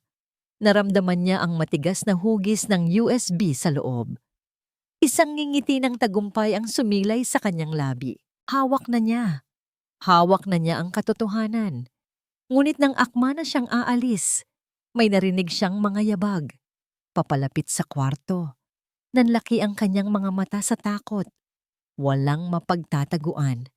Ang tanging pagpipilian niya ay sa ilalim ng kama. Mabilis, gumapang siya papasok, yakap-yakap ang manika. Sakto, bumukas ang pinto. Nakikita ni Liwayway ang isang pares ng mamahaling sapatos. Ang mga sapatos ni Amihan. Pumasok ito sa silid, hindi nagsasalita. May binuksan itong maleta sa ibabaw ng kama. Nagsimula itong magsilid ng mga damit. Mga damit ni Tala, ang maliliit na bestida, mga sapatos. Kinukuha na nito ang mga gamit ng bata. Totoo ang sinabi ni Mang Cardo. Ilalayo na niya si Tala at marahil mangyayari iyon bukas na bukas din. Nang matapos si Amihan, isinara nito ang maleta. Huminto ito at lumingon sa paligid ng kwarto. Isang buntong hininga ang pinakawalan nito. Hindi buntong hininga ng pagmamahal, kundi ng pagkayamot. Na tila ba natapos na rin ang isang nakakapagod na proyekto. At pagkatapos ay umalis ito, hila-hila ang maleta. Isinara nito ang pinto. Naghintay si Liwayway. 1 minuto, 2 minuto. Nang sigurado na siyang wala ng tao, dahan-dahan siyang gumapang palabas. Ang kanyang damit ay puno na ng alikabok. Ang puso niya ay pagod na sa kaba, ngunit hawak na niya ang kailangan niya. Mabilis siyang lumabas ng kwarto, bumaba ng hagdan, at naglakad palabas ng mansyon na tila ba tapos na siyang mag-deliver. Walang nakapansin sa kanya. Nang makalabas siya sa tarangkahan, hindi siya lumingon. Naglakad siya ng mabilis, papalayo. Nang nasa ligtas na siyang lugar, sumandal siya sa isang pader, hinahabol ang hininga. Niyakap niya ang manika, tagumpay. Ngunit habang nakatayo siya roon, isang pamilyar na itim na sasakyan ang dumaan sa kanyang harapan, papunta sa direksyon ng airport. Sa loob, naaninag niya ang mukha ng driver. Si Ricardo. Papunta siya sa airport.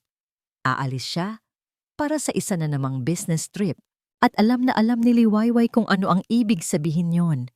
Kapag ang pusa ay umalis, ang daga ay maglalaro. Kapag umalis si Ricardo, si Amihan ay malaya nang gawin ang kanyang huling masamang balak. Wala ng oras. Ang pag-alis ng sasakyan ni Ricardo ay parang hudyat ng isang bombang malapit ng sumabog. Bawat segundo ay mahalaga. Bawat sandaling nasasayang ay isang hakbang ni Tala. Palayo sa kaligtasan. Wala ng oras para mag-isip. Wala ng oras para sa isang masusing plano. Ang tanging pagpipilian ay ang pinakadesperado. Tumakbo si Liwayway. Bit-bit pa rin ang manika. Tumakbo siya sa gitna ng kalsada. Hinahabol ang papalayong ilaw ng sasakyan ni Ricardo. Ngunit masyado itong mabilis. Isang tricycle ang dumaan. Walang pag-aalinlangan pinara niya ito. Manong, pakisundan po yung itim na sasakyan sa unahan. Pakibilisan po.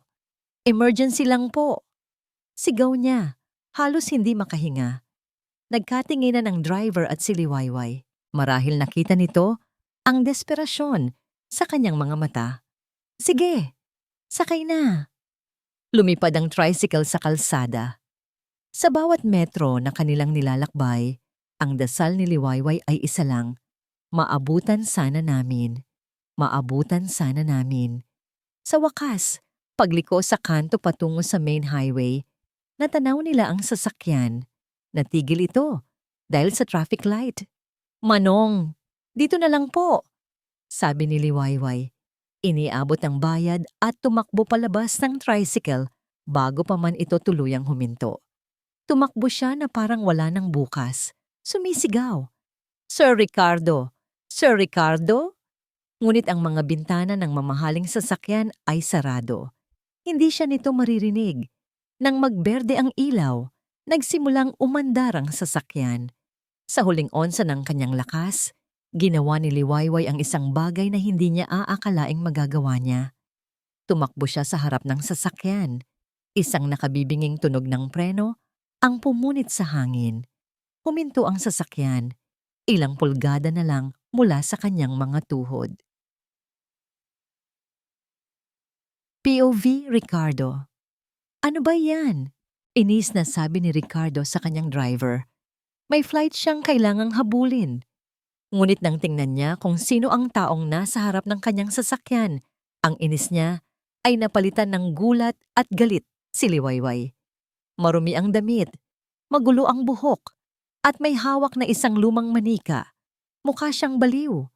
Bumaba siya ng sasakyan, ang mukha ay isang kulubot na maskara ng pagkapuot. Anong ginagawa mo dito? Nasisiraan ka na ba ng bait? Umalis ka sa daraanan ko. Ngunit si Liwayway ay hindi gumalaw. Ang mga luha ay tumutulo sa kanyang pisngi. Ngunit ang mga mata nito ay matatag. Sir, pakinggan niyo po ako. Pagmamakaawa nito, ang boses ay basag. 5 minuto lang po, para po kay Tala. Ang pagbanggit sa pangalan ng kanyang anak ay nagbigay ng kaunting pag-aalinlangan kay Ricardo. Ngunit mabilis itong napalitan ng alaala ng panloloko. Wala na akong pakialam sa mga kasinungalingan mo. Umalis ka na, sabi. Hindi po ito kasinungalingan, sigaw ni Liwayway. Itinaas niya ang manika. Ang katotohanan po, nandito sa loob. Mabilis niyang pinunit ang tahi sa likod ng manika, gamit ang kanyang mga ngipin at daliri. Mula sa loob, kinuha niya ang isang maliit na USB drive. Lahat po ng kailangan niyong malaman. Nandito, sir, sabi niya. Iniaabot ang USB.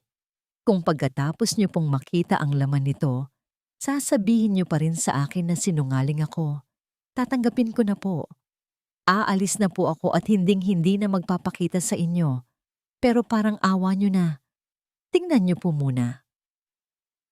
Tinitigan ni Ricardo ang maliit na piraso ng plastik sa kamay ni Liwayway. Pagkatapos ay tumingin siya sa mga mata nito. Ang nakita niya ay hindi kabaliwan. Ang nakita niya ay isang uri ng katapatan na halos nakalimutan na niya. Nag-aalangan, kinuha niya ang USB. Sige, sabi niya. Ngunit pagkatapos nito, sa kulungan ka na didiretso. Bumalik siya sa loob ng sasakyan. Sa airport, utos niya sa driver. Si Liwayway ay naiwan sa gitna ng kalsada.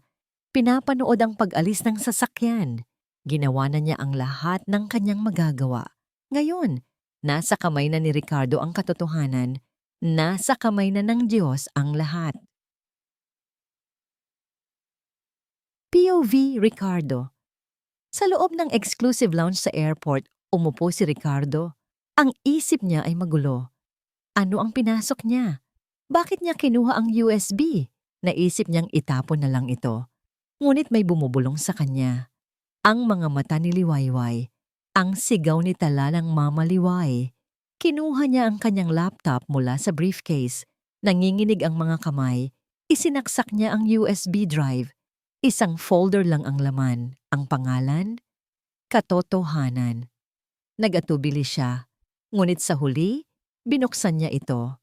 Maraming files, mga audio recordings, mga litrato, isang text document. Binuksan niya ang unang audio file. Ang pangalan, Gabi sa Banyo. Isang pamilyar na boses ang kanyang narinig. Ang boses ng kanyang asawa. Ngunit hindi ito ang malambing na boses na alam niya. Ito ay malamig, matalim, at puno ng galit. Isa pang iyak. Sa sahig ka matutulog kasama ng mga ipis. Nanigas si Ricardo. Paulit-ulit niyang pinakinggan. Hindi. Baka gawa-gawa lang. Baka edited. Mas madaling paniwalaan na si Liwayway ay isang magaling na manloloko kaysa paniwalaan na ang kanyang perpektong asawa ay isang halimaw. Binuksan niya ang isa pang folder. Ang pangalan, Litrato. Nanginginig niyang pinindot ang unang file. Isang larawan. Ang braso ni Tala. At sa braso nito, may isang malaking pasa na kulay lila. Pinindot niya ang next. Ang binti ni Tala. May mga guhit na tila pinisil ng sobrang higpit. Next. Ang likod ni Tala. May isang maliit at bilog na markang namumula. Tila pinaso ng kung ano. Napahawak si Ricardo sa kanyang dibdib. Ang hangin ay tila ninakaw mula sa kanyang mga baga. Ang mga ito, hindi niya pa ito nakikita kailanman. Palaging sinasabi ni Amihan na si Tala ay sakitin, laging nadadapa, laging nauuntog. At naniwala siya. Ang isang ama, paanong hindi niya napansin ang mga ito? Binuksan niya ang text document, isang journal. Nakasulat ang mga petsa at sa tabi ng bawat petsa, isang tala. October 12. May pasa si Tala sa braso. Sabi ni Ma'am, nahulog daw sa hagdanan. Pero buong araw kaming nasa hardin. October 15. Ayaw kumain ni Tala. Sinigawan siya ni Ma'am sa banyo. Sabi niya kay si Ricardo, masama lang daw ang tiyan ng bata. October 22. Natapon ng juice. Ikinulong siya ni Ma'am sa aparador. Ang bawat linya ay isang patalim na tumutusok sa kanyang puso. Ang mga kasinungalingan, ang mga maliliit na kasinungalingan na pinaniwalaan niya ay isa-isa nang nagiging isang malaking, nakapangingilabot na katotohanan. At pagkatapos, nakita niya ang huling file.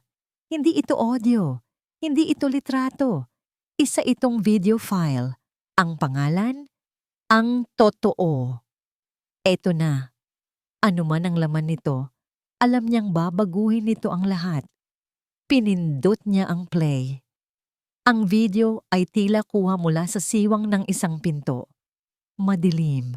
Nakatalikod ang figura ni Amihan. Nakaupo sa kanyang opisina. May hawak na isang itim na telepono. Isang teleponong hindi pamilyar kay Ricardo. Ngunit ang boses nito ay malinaw na malinaw. Javier, natanggap ko na. Ilipat mo na lang sa offshore account tulad ng dati, sabi ni Amihan sa kausap. Javier, ang pangalan ng pinakamalaki niyang karibal. Huwag kang mag-alala. Pagpapatuloy ni Amihan at isang tawa ang kumawala sa kanya. Isang tawang puno ng pangungutya. Si Ricardo, hinding-hindi niya malalaman.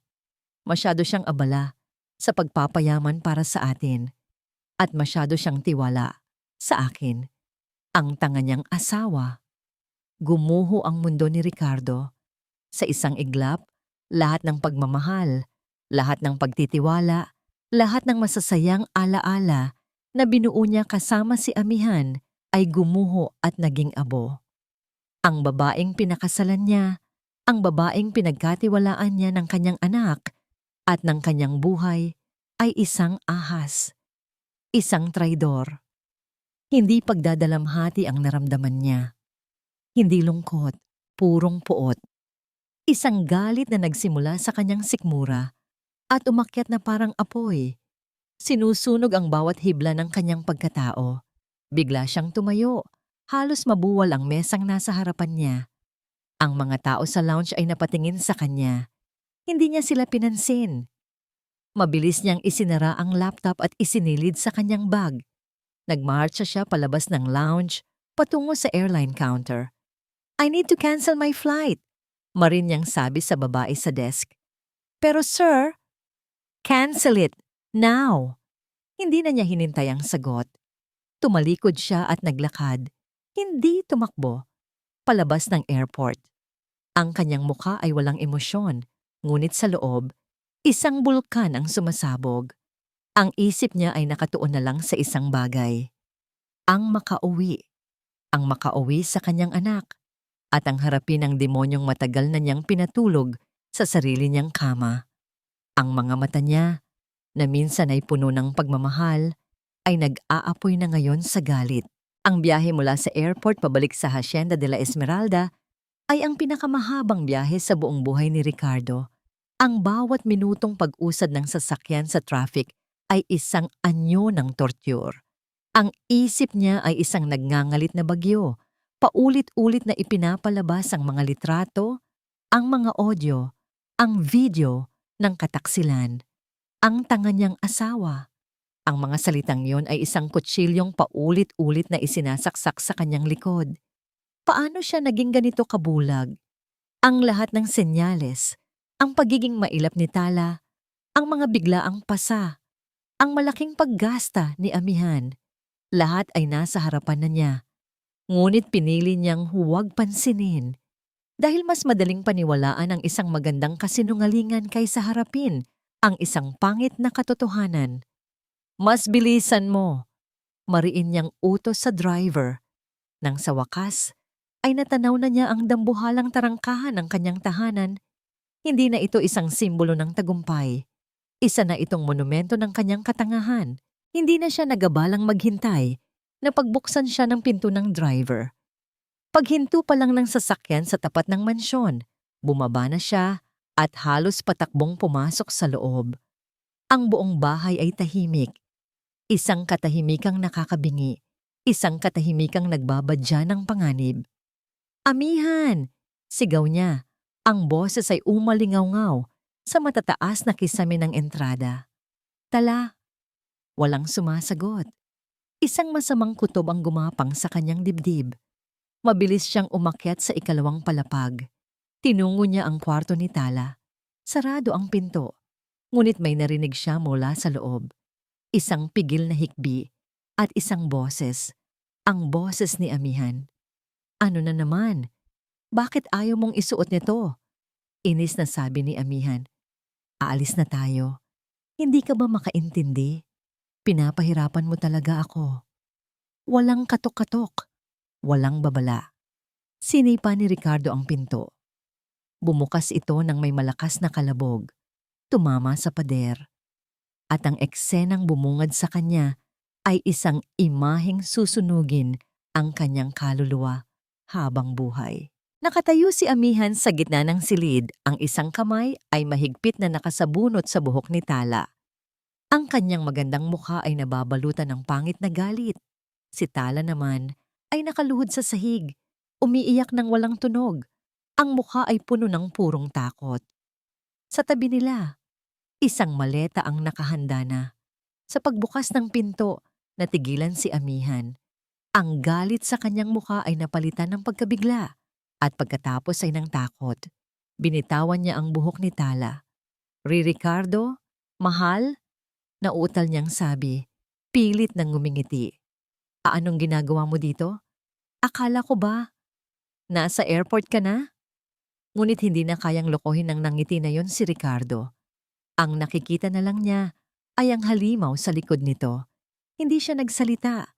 Dahan-dahan siyang naglakad palapit. Bawat hakbang niya ay mabigat. Bawat hakbang ay isang paghatol.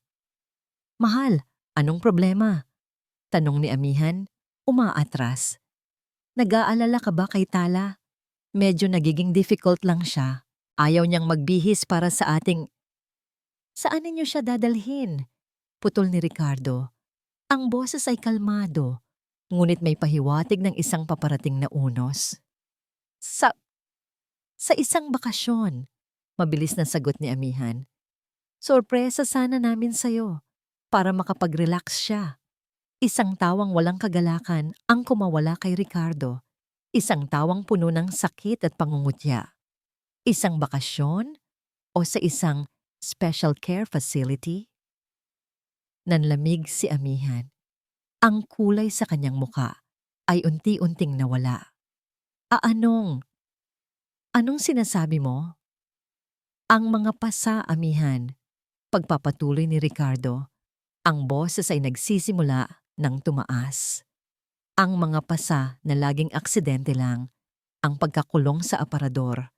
Ang pagbabanta na patutulugin mo siya kasama ng mga ipis.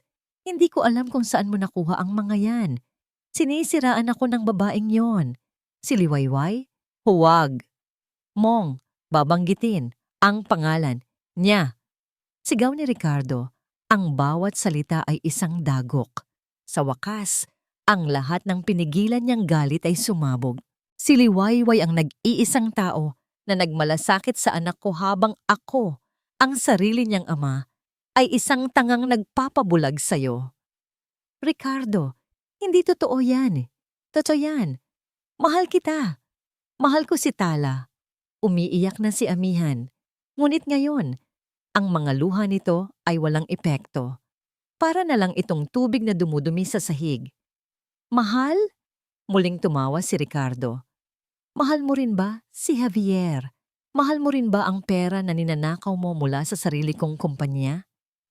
Sa puntong yun, alam na ni Amihan na tapos na ang lahat, na wala na ang pag-arte, na wala na ang mga luha. Ang natira na lang ay ang purong kasamaan na matagal na niyang itinatago. Oo, sigaw niya pabalik. Ang boses ay matinis at puno ng kamandag. Oo, niloko kita dahil yan ang nararapat sa'yo. Isang tanga, isang mahinang lalaki na kayang-kaya kong paikutin sa mga daliri ko. At ang batang yan, itinuro niya si Tala. Isa siyang pabigat, isang mantsa sa perpektong buhay na gusto ko. Dapat matagal na siyang nawala.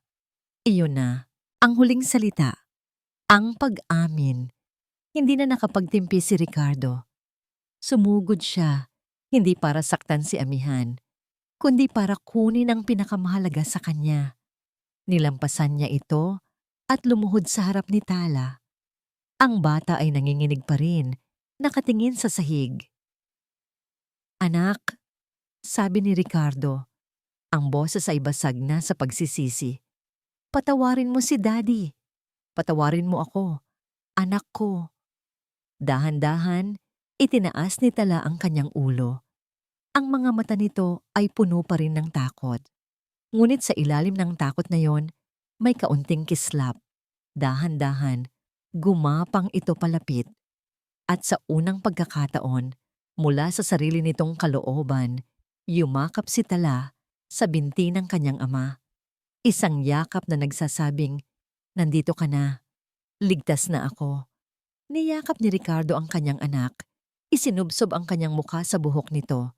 At doon, sa gitna ng nagibang mundo, humagulgol siya na parang isang bata. Habang magkayakap sila, kinuha ni Ricardo ang kanyang telepono mula sa bulsa. May idinial siyang numero. Itinapat niya ito sa kanyang bibig. Hello, pulis po ba ito? Sabi niya sa pagitan ng kanyang mga hikbi. Gusto ko pong mag-report ng krimen, pang-aabuso sa bata, at estafa. Oo, nandito mismo sa bahay ko. Ang suspect, ang asawa ko. Ang tunog ng mga sirena ng pulis na papalapit sa Hacienda de la Esmeralda ay isang musikang hindi inakala ni Liwayway na maririnig niya. Nakatayo siya sa di kalayuan, sa lilim ng isang malaking puno ng akasya. Pinapanood ang lahat mula sa labas. Hindi na siya bahagi ng mundong iyon, ngunit ang puso niya ay naroon pa rin sa loob. Nakita niya ang pagdating ng 2 patrol car. Nakita niya ang pagpasok ng mga pulis sa dambuhalang tarangkahan. At pagkatapos ng tila isang kawalang hanggan, nakita niya silang lumabas. Kasama nila si Amihan. Wala na ang postura ng isang reyna. Wala na ang mamahaling bestida. Nakasuot ito ng simpleng damit.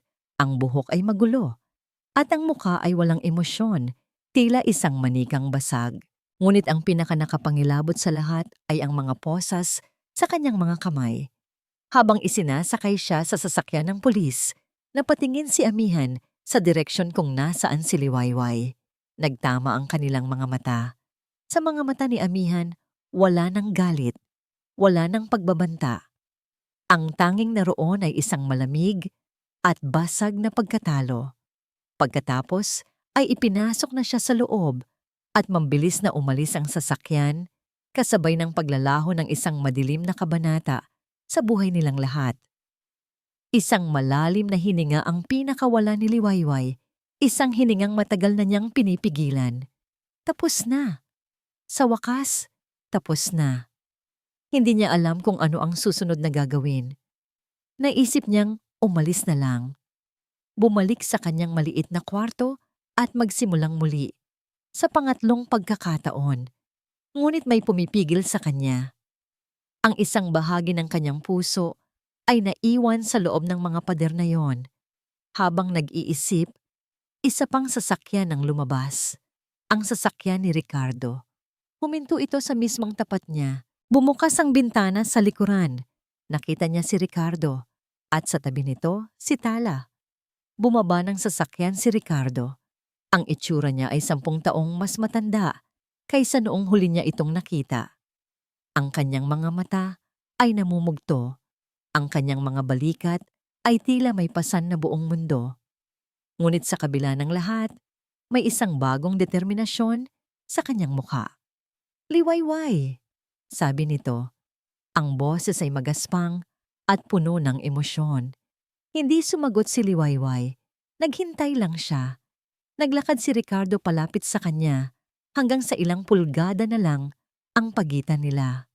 At doon, sa harap ng kanyang driver, sa gitna ng kalsada, ginawa ni Ricardo ang isang bagay na hindi inaasahan ni Liwayway. Lumuhod ito. Isang tuhod sa sementadong daan. Ang mayaman at makapangyarihang si Ricardo Dalisay nakaluhod sa harap ng isang hamak na kasambahay. Patawarin mo ako, sabi ni Ricardo. Ang boses ay basag. Tumingala ito sa kanya. Ang mga mata ay puno ng luhang hindi na nito pinipigilan. Patawarin mo ako sa hindi ko paniniwala sa'yo. Patawarin mo ako sa pagiging bulag ko. Patawarin mo ako sa lahat. Napatakip ng bibig si Liwayway. Ang galit na inipon niya para sa lalaking ito ay unti-unting natutunaw, napapalitan ng awa. Sir, tumayo po kayo dyan. Pakiusap niya. Hindi. Umiling si Ricardo. Hindi ako tatayo hanggat hindi mo sinasabing pinapatawad mo na ako. Inilagay mo sa panganib ang sarili mo para sa anak ko habang ako, wala akong ginawa. Ikaw ang naging ina niya nang wala ako. Hindi na napigilan ni Liwayway ang sarili niyang mga luha. Pinapatawad ko na po kayo, sir. Matagal na po. Tumayo si Ricardo. Pinunasan ang kanyang mga luha. Huwag mo na akong tawaging sir. Ricardo. Ang pangalan ko ay Ricardo. Isang ngiti, maliit ngunit totoo, ang sumilay sa mga labi ni Liwayway. Mula sa loob ng sasakyan, isang maliit na ulo ang sumungaw. Mama Liway? Ang boses na yon, ang tawag na yon. Napatingin si Liwayway kay Tala. Binuksan ni Ricardo ang pinto. Dahan-dahang bumaba ang bata. Hindi na ito ang batang mailap at takot. Ngayon, sa mga mata nito, may kislap ng pag-asa. Tumakbo si Tala. Hindi patungo kay Ricardo, kundi patungo kay Liwayway. Yumakap ito nang mahigpit sa kanyang mga binti. Niyakap din siya ni Liwayway. Mas mahigpit pa kaysa dati.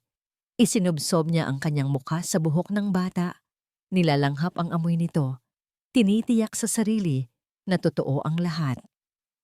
Salamat, bulong ni Ricardo. Salamat sa pagbabalik sa anak ko. Matapos ang ilang sandali, humiwalay si Liwayway sa pagkakayakap. Tumingin siya kay Ricardo. Kailangan ko nang umalis, sabi niya. Kumunot ang noo ni Ricardo. Umalis? Hindi. Hindi ka pwedeng umalis. Tapos na po ang trabaho ko dito. Malungkot na sabi ni Liwayway. Hindi ka nakasambahay, Liwayway. Mariing sabi ni Ricardo. Hindi iyon ang gusto kong ialok sa'yo. Gusto kong manatili ka. Para kay Tala. Para sa amin. Hindi bilang isang empleyado, kundi bilang pamilya. Natigilan si Liwayway. Pamilya. Isang salitang matagal na niyang kinalimutan ng kahulugan.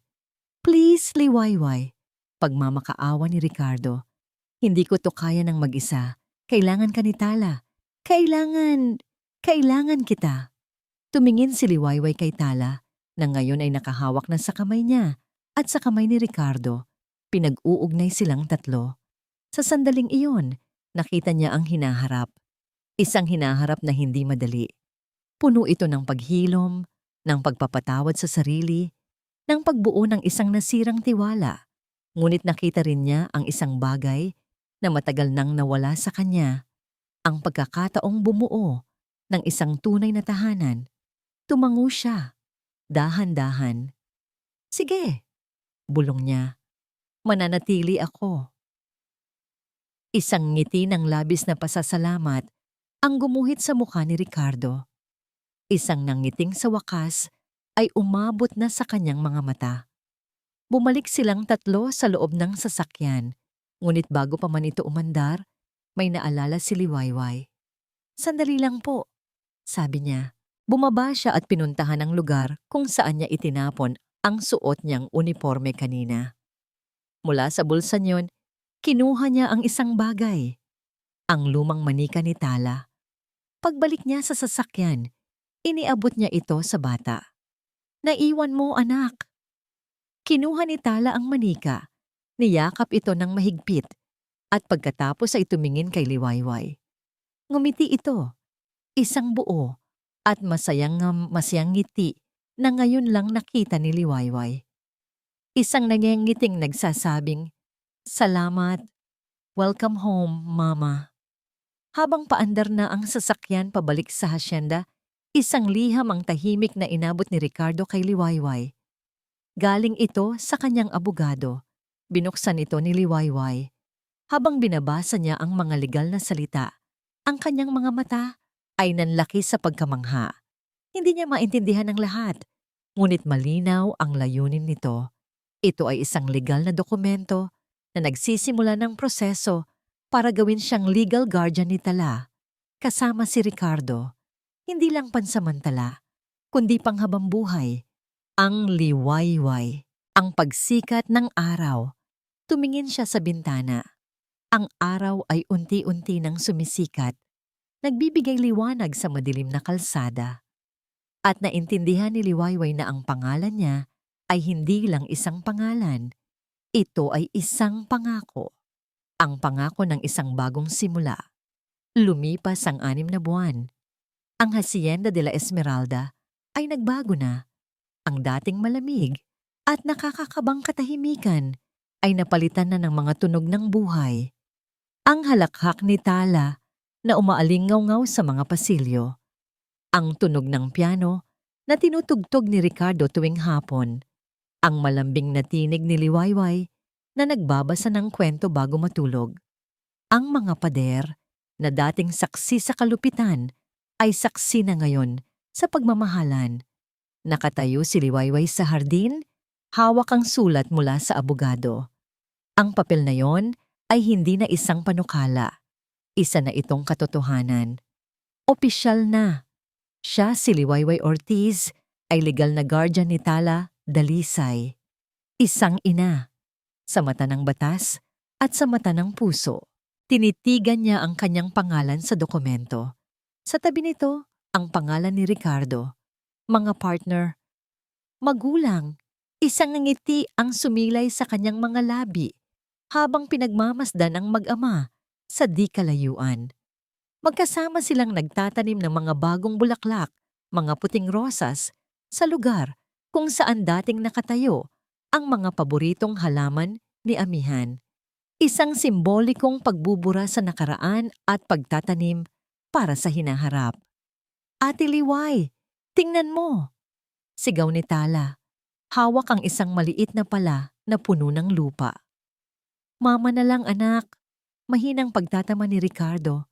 Ngumingiti. Mama! Bawi ni Tala at tumakbo palapit kay Liwayway. Ipinapakita ang isang bulate na nahukay nito. Tumawa si Liwayway at binuhat ang bata. Ang dating mailap at tahimik na si Tala ay isa ng masayahin at mausisang bata. Nag-aaral na itong magsalita ng mas malinaw sa tulong ng isang therapist. At higit sa lahat, natuto na itong magtiwala. Lumapit sa kanila si Ricardo. Pinupunasan ng pawis sa kanyang noo. Ang dating laging abalang negosyante ay natutunan ng iwanan ng trabaho sa opisina. Ibinenta niya ang kalahati ng kanyang shares sa kumpanya. Hindi dahil sa nalulugi ito, kundi dahil napagtanto niyang may mas mahalaga pa siyang dapat pagyamanin. Ang oras kasama ang kanyang anak. Nagluto ako ng paborito ninyo para sa tanghalian, sabi ni Liwayway. Sinigang? Sabay na tanong ng mag-ama. Opo, sinigang. Nakangiting sagot ni Liwayway. Habang naglalakad silang tatlo pabalik sa mansyon, magkahawak kamay, ang dating Hacienda de la Esmeralda ay hindi na mukhang isang malamig na museo. Ito ay isa ng tahanan. Ang mga mamahaling palamuti ay pinalitan ng mga drawing ni Tala na nakadisplay sa ref. Ang mga designer furniture ay may mga laruan ng nakakalat sa ibabaw. Ang perpektong ayos ay napalitan ng isang magulo ngunit masayang kaayusan. Isang hapon, habang nagkakape sila ni Ricardo sa veranda at pinapanood si Tala na naglalaro sa damuhan, isang pamilyar na paksa ang kanilang napag-usapan. Nabalitaan mo ba? Tanong ni Ricardo. Ang boses ay seryoso. Si Amihan at si Javier, napatunayan na lahat, mahabang panahon silang mawawala. Tumango si Liwayway, wala nang galit sa kanyang puso. Ang tanging naroon ay awa. Sana mahanap din niya ang kapayapaan. Ikaw, Liwayway, sabi ni Ricardo. Tumingin ito sa kanya. Ang mga mata ay puno ng isang emosyong hindi niya pa nakikita dati. Masaya ka ba dito? Tumingin si Liwayway kay Tala, na masayang hinahabol ang mga paru-paro. Tumingin siya sa bahay na naging kanlungan niya, at tumingin siya sa lalaking nasa tabi niya. Isang lalaking nasaktan at naloko, ngunit natutong bumangon at maging isang mas mabuting ama. Oo, Ricardo. Sinsero niyang sagot. Sobra. Nang gabing iyon, bago matulog si Tala, may ibinigay itong isang piraso ng papel kay Liwayway. Isang bagong drawing. Sa papel, may 3 tao. Isang malaking lalaki, isang babae, at isang maliit na batang babae sa gitna. Magkakahawak sila ng kamay. Sa itaas nila, may isang malaking araw na nakangiti. At sa ilalim, may mga salitang isinulat ni Tala. Hindi pa perpekto, ngunit nababasa. Ang pamilya ko. Niyakap ni Liwayway ang drawing at ang bata. Hinalikan niya ito sa noo. Mahal na mahal kita, anak ko. Nang makatulog na si Tala, lumabas siya ng kwarto. Naghihintay sa kanya si Ricardo sa pasilyo. Walang nagsalita. Isang tingin lang. Isang tingin ng pasasalamat, respeto, at isang umuusbong na pagtingin na higit pa sa pagkakaibigan. Hindi nila alam kung ano ang dadalhin ng bukas. Ang paghilo may isang proseso. Ngunit sa sandaling iyon, habang nakatayo sila sa tahimik na pasilyo ng kanilang tahanan, alam nilang magiging maayos ang lahat. Dahil ang pag-ibig, lalo na ang pag-ibig na hindi nagmula sa dugo, kundi sa sakripisyo, ay kayang buuin ang anumang nasira. At sa Hacienda de la Esmeralda, ang Liwayway ay hindi na lang isang pangalan. Ito na ang kanilang katotohanan. At dito po nagtatapos ang kwento ni na Liwayway, Ricardo, at ang kanilang munting anghel na si Tala. Mula po sa kaibuturan ng aking puso, isang taos-pusong pasasalamat sa inyong lahat sa muling pagsama sa akin sa isang paglalakbay na puno ng luha, pighati, at sa huli, tagumpay ng pag-ibig. Ang samahan po ninyo sa bawat kabanata ang siyang nagbibigay lakas at inspirasyon sa manunulat na tulad ko. Habang isinusulat ko ang bawat salita ng kanilang kwento, kasama ninyo akong nakaramdam ng galit, ng awa, at ng hindi matatawarang pag-asa. Ang bawat eksena ay isang paalala na sa totoong buhay, may mga amihan na nagkukubli sa magagandang ngiti, ngunit may mga liwayway din na may tapang na iwagayway ang bandera ng katotohanan, sapagkat ang kwentong ito ay higit pa sa isang simpleng salaysay. Ito ay isang paalala na ang tunay na pamilya ay hindi laging nagsisimula sa dugo, kundi sa pusong handang magmahal at mag-aruga ng walang kondisyon. Ito ay isang salamin ng katotohanang ang pagpapatawad ay isang regalong ibinibigay natin sa ating mga sarili upang makalaya sa bigat ng nakaraan. At higit sa lahat, ito ay isang tanglaw ng pag-asa na sa kabila ng pinakamadilim na gabi, laging may sisikat na liwayway. Ang inyong mga komento, ang inyong mga reaksyon, at ang pagbabahagi ninyo ng inyong sariling mga saloobin ang siyang nagbibigay buhay sa aming munting espasyo. Nais ko pong marinig mula sa inyo. Ano ang pinakapaborito ninyong sandali sa kwento? Anong aral ang pinakanatatak sa inyong puso? Ang bawat isa sa inyo ay bahagi na ng kwentong ito. Hanggang sa muli nating pagsasama,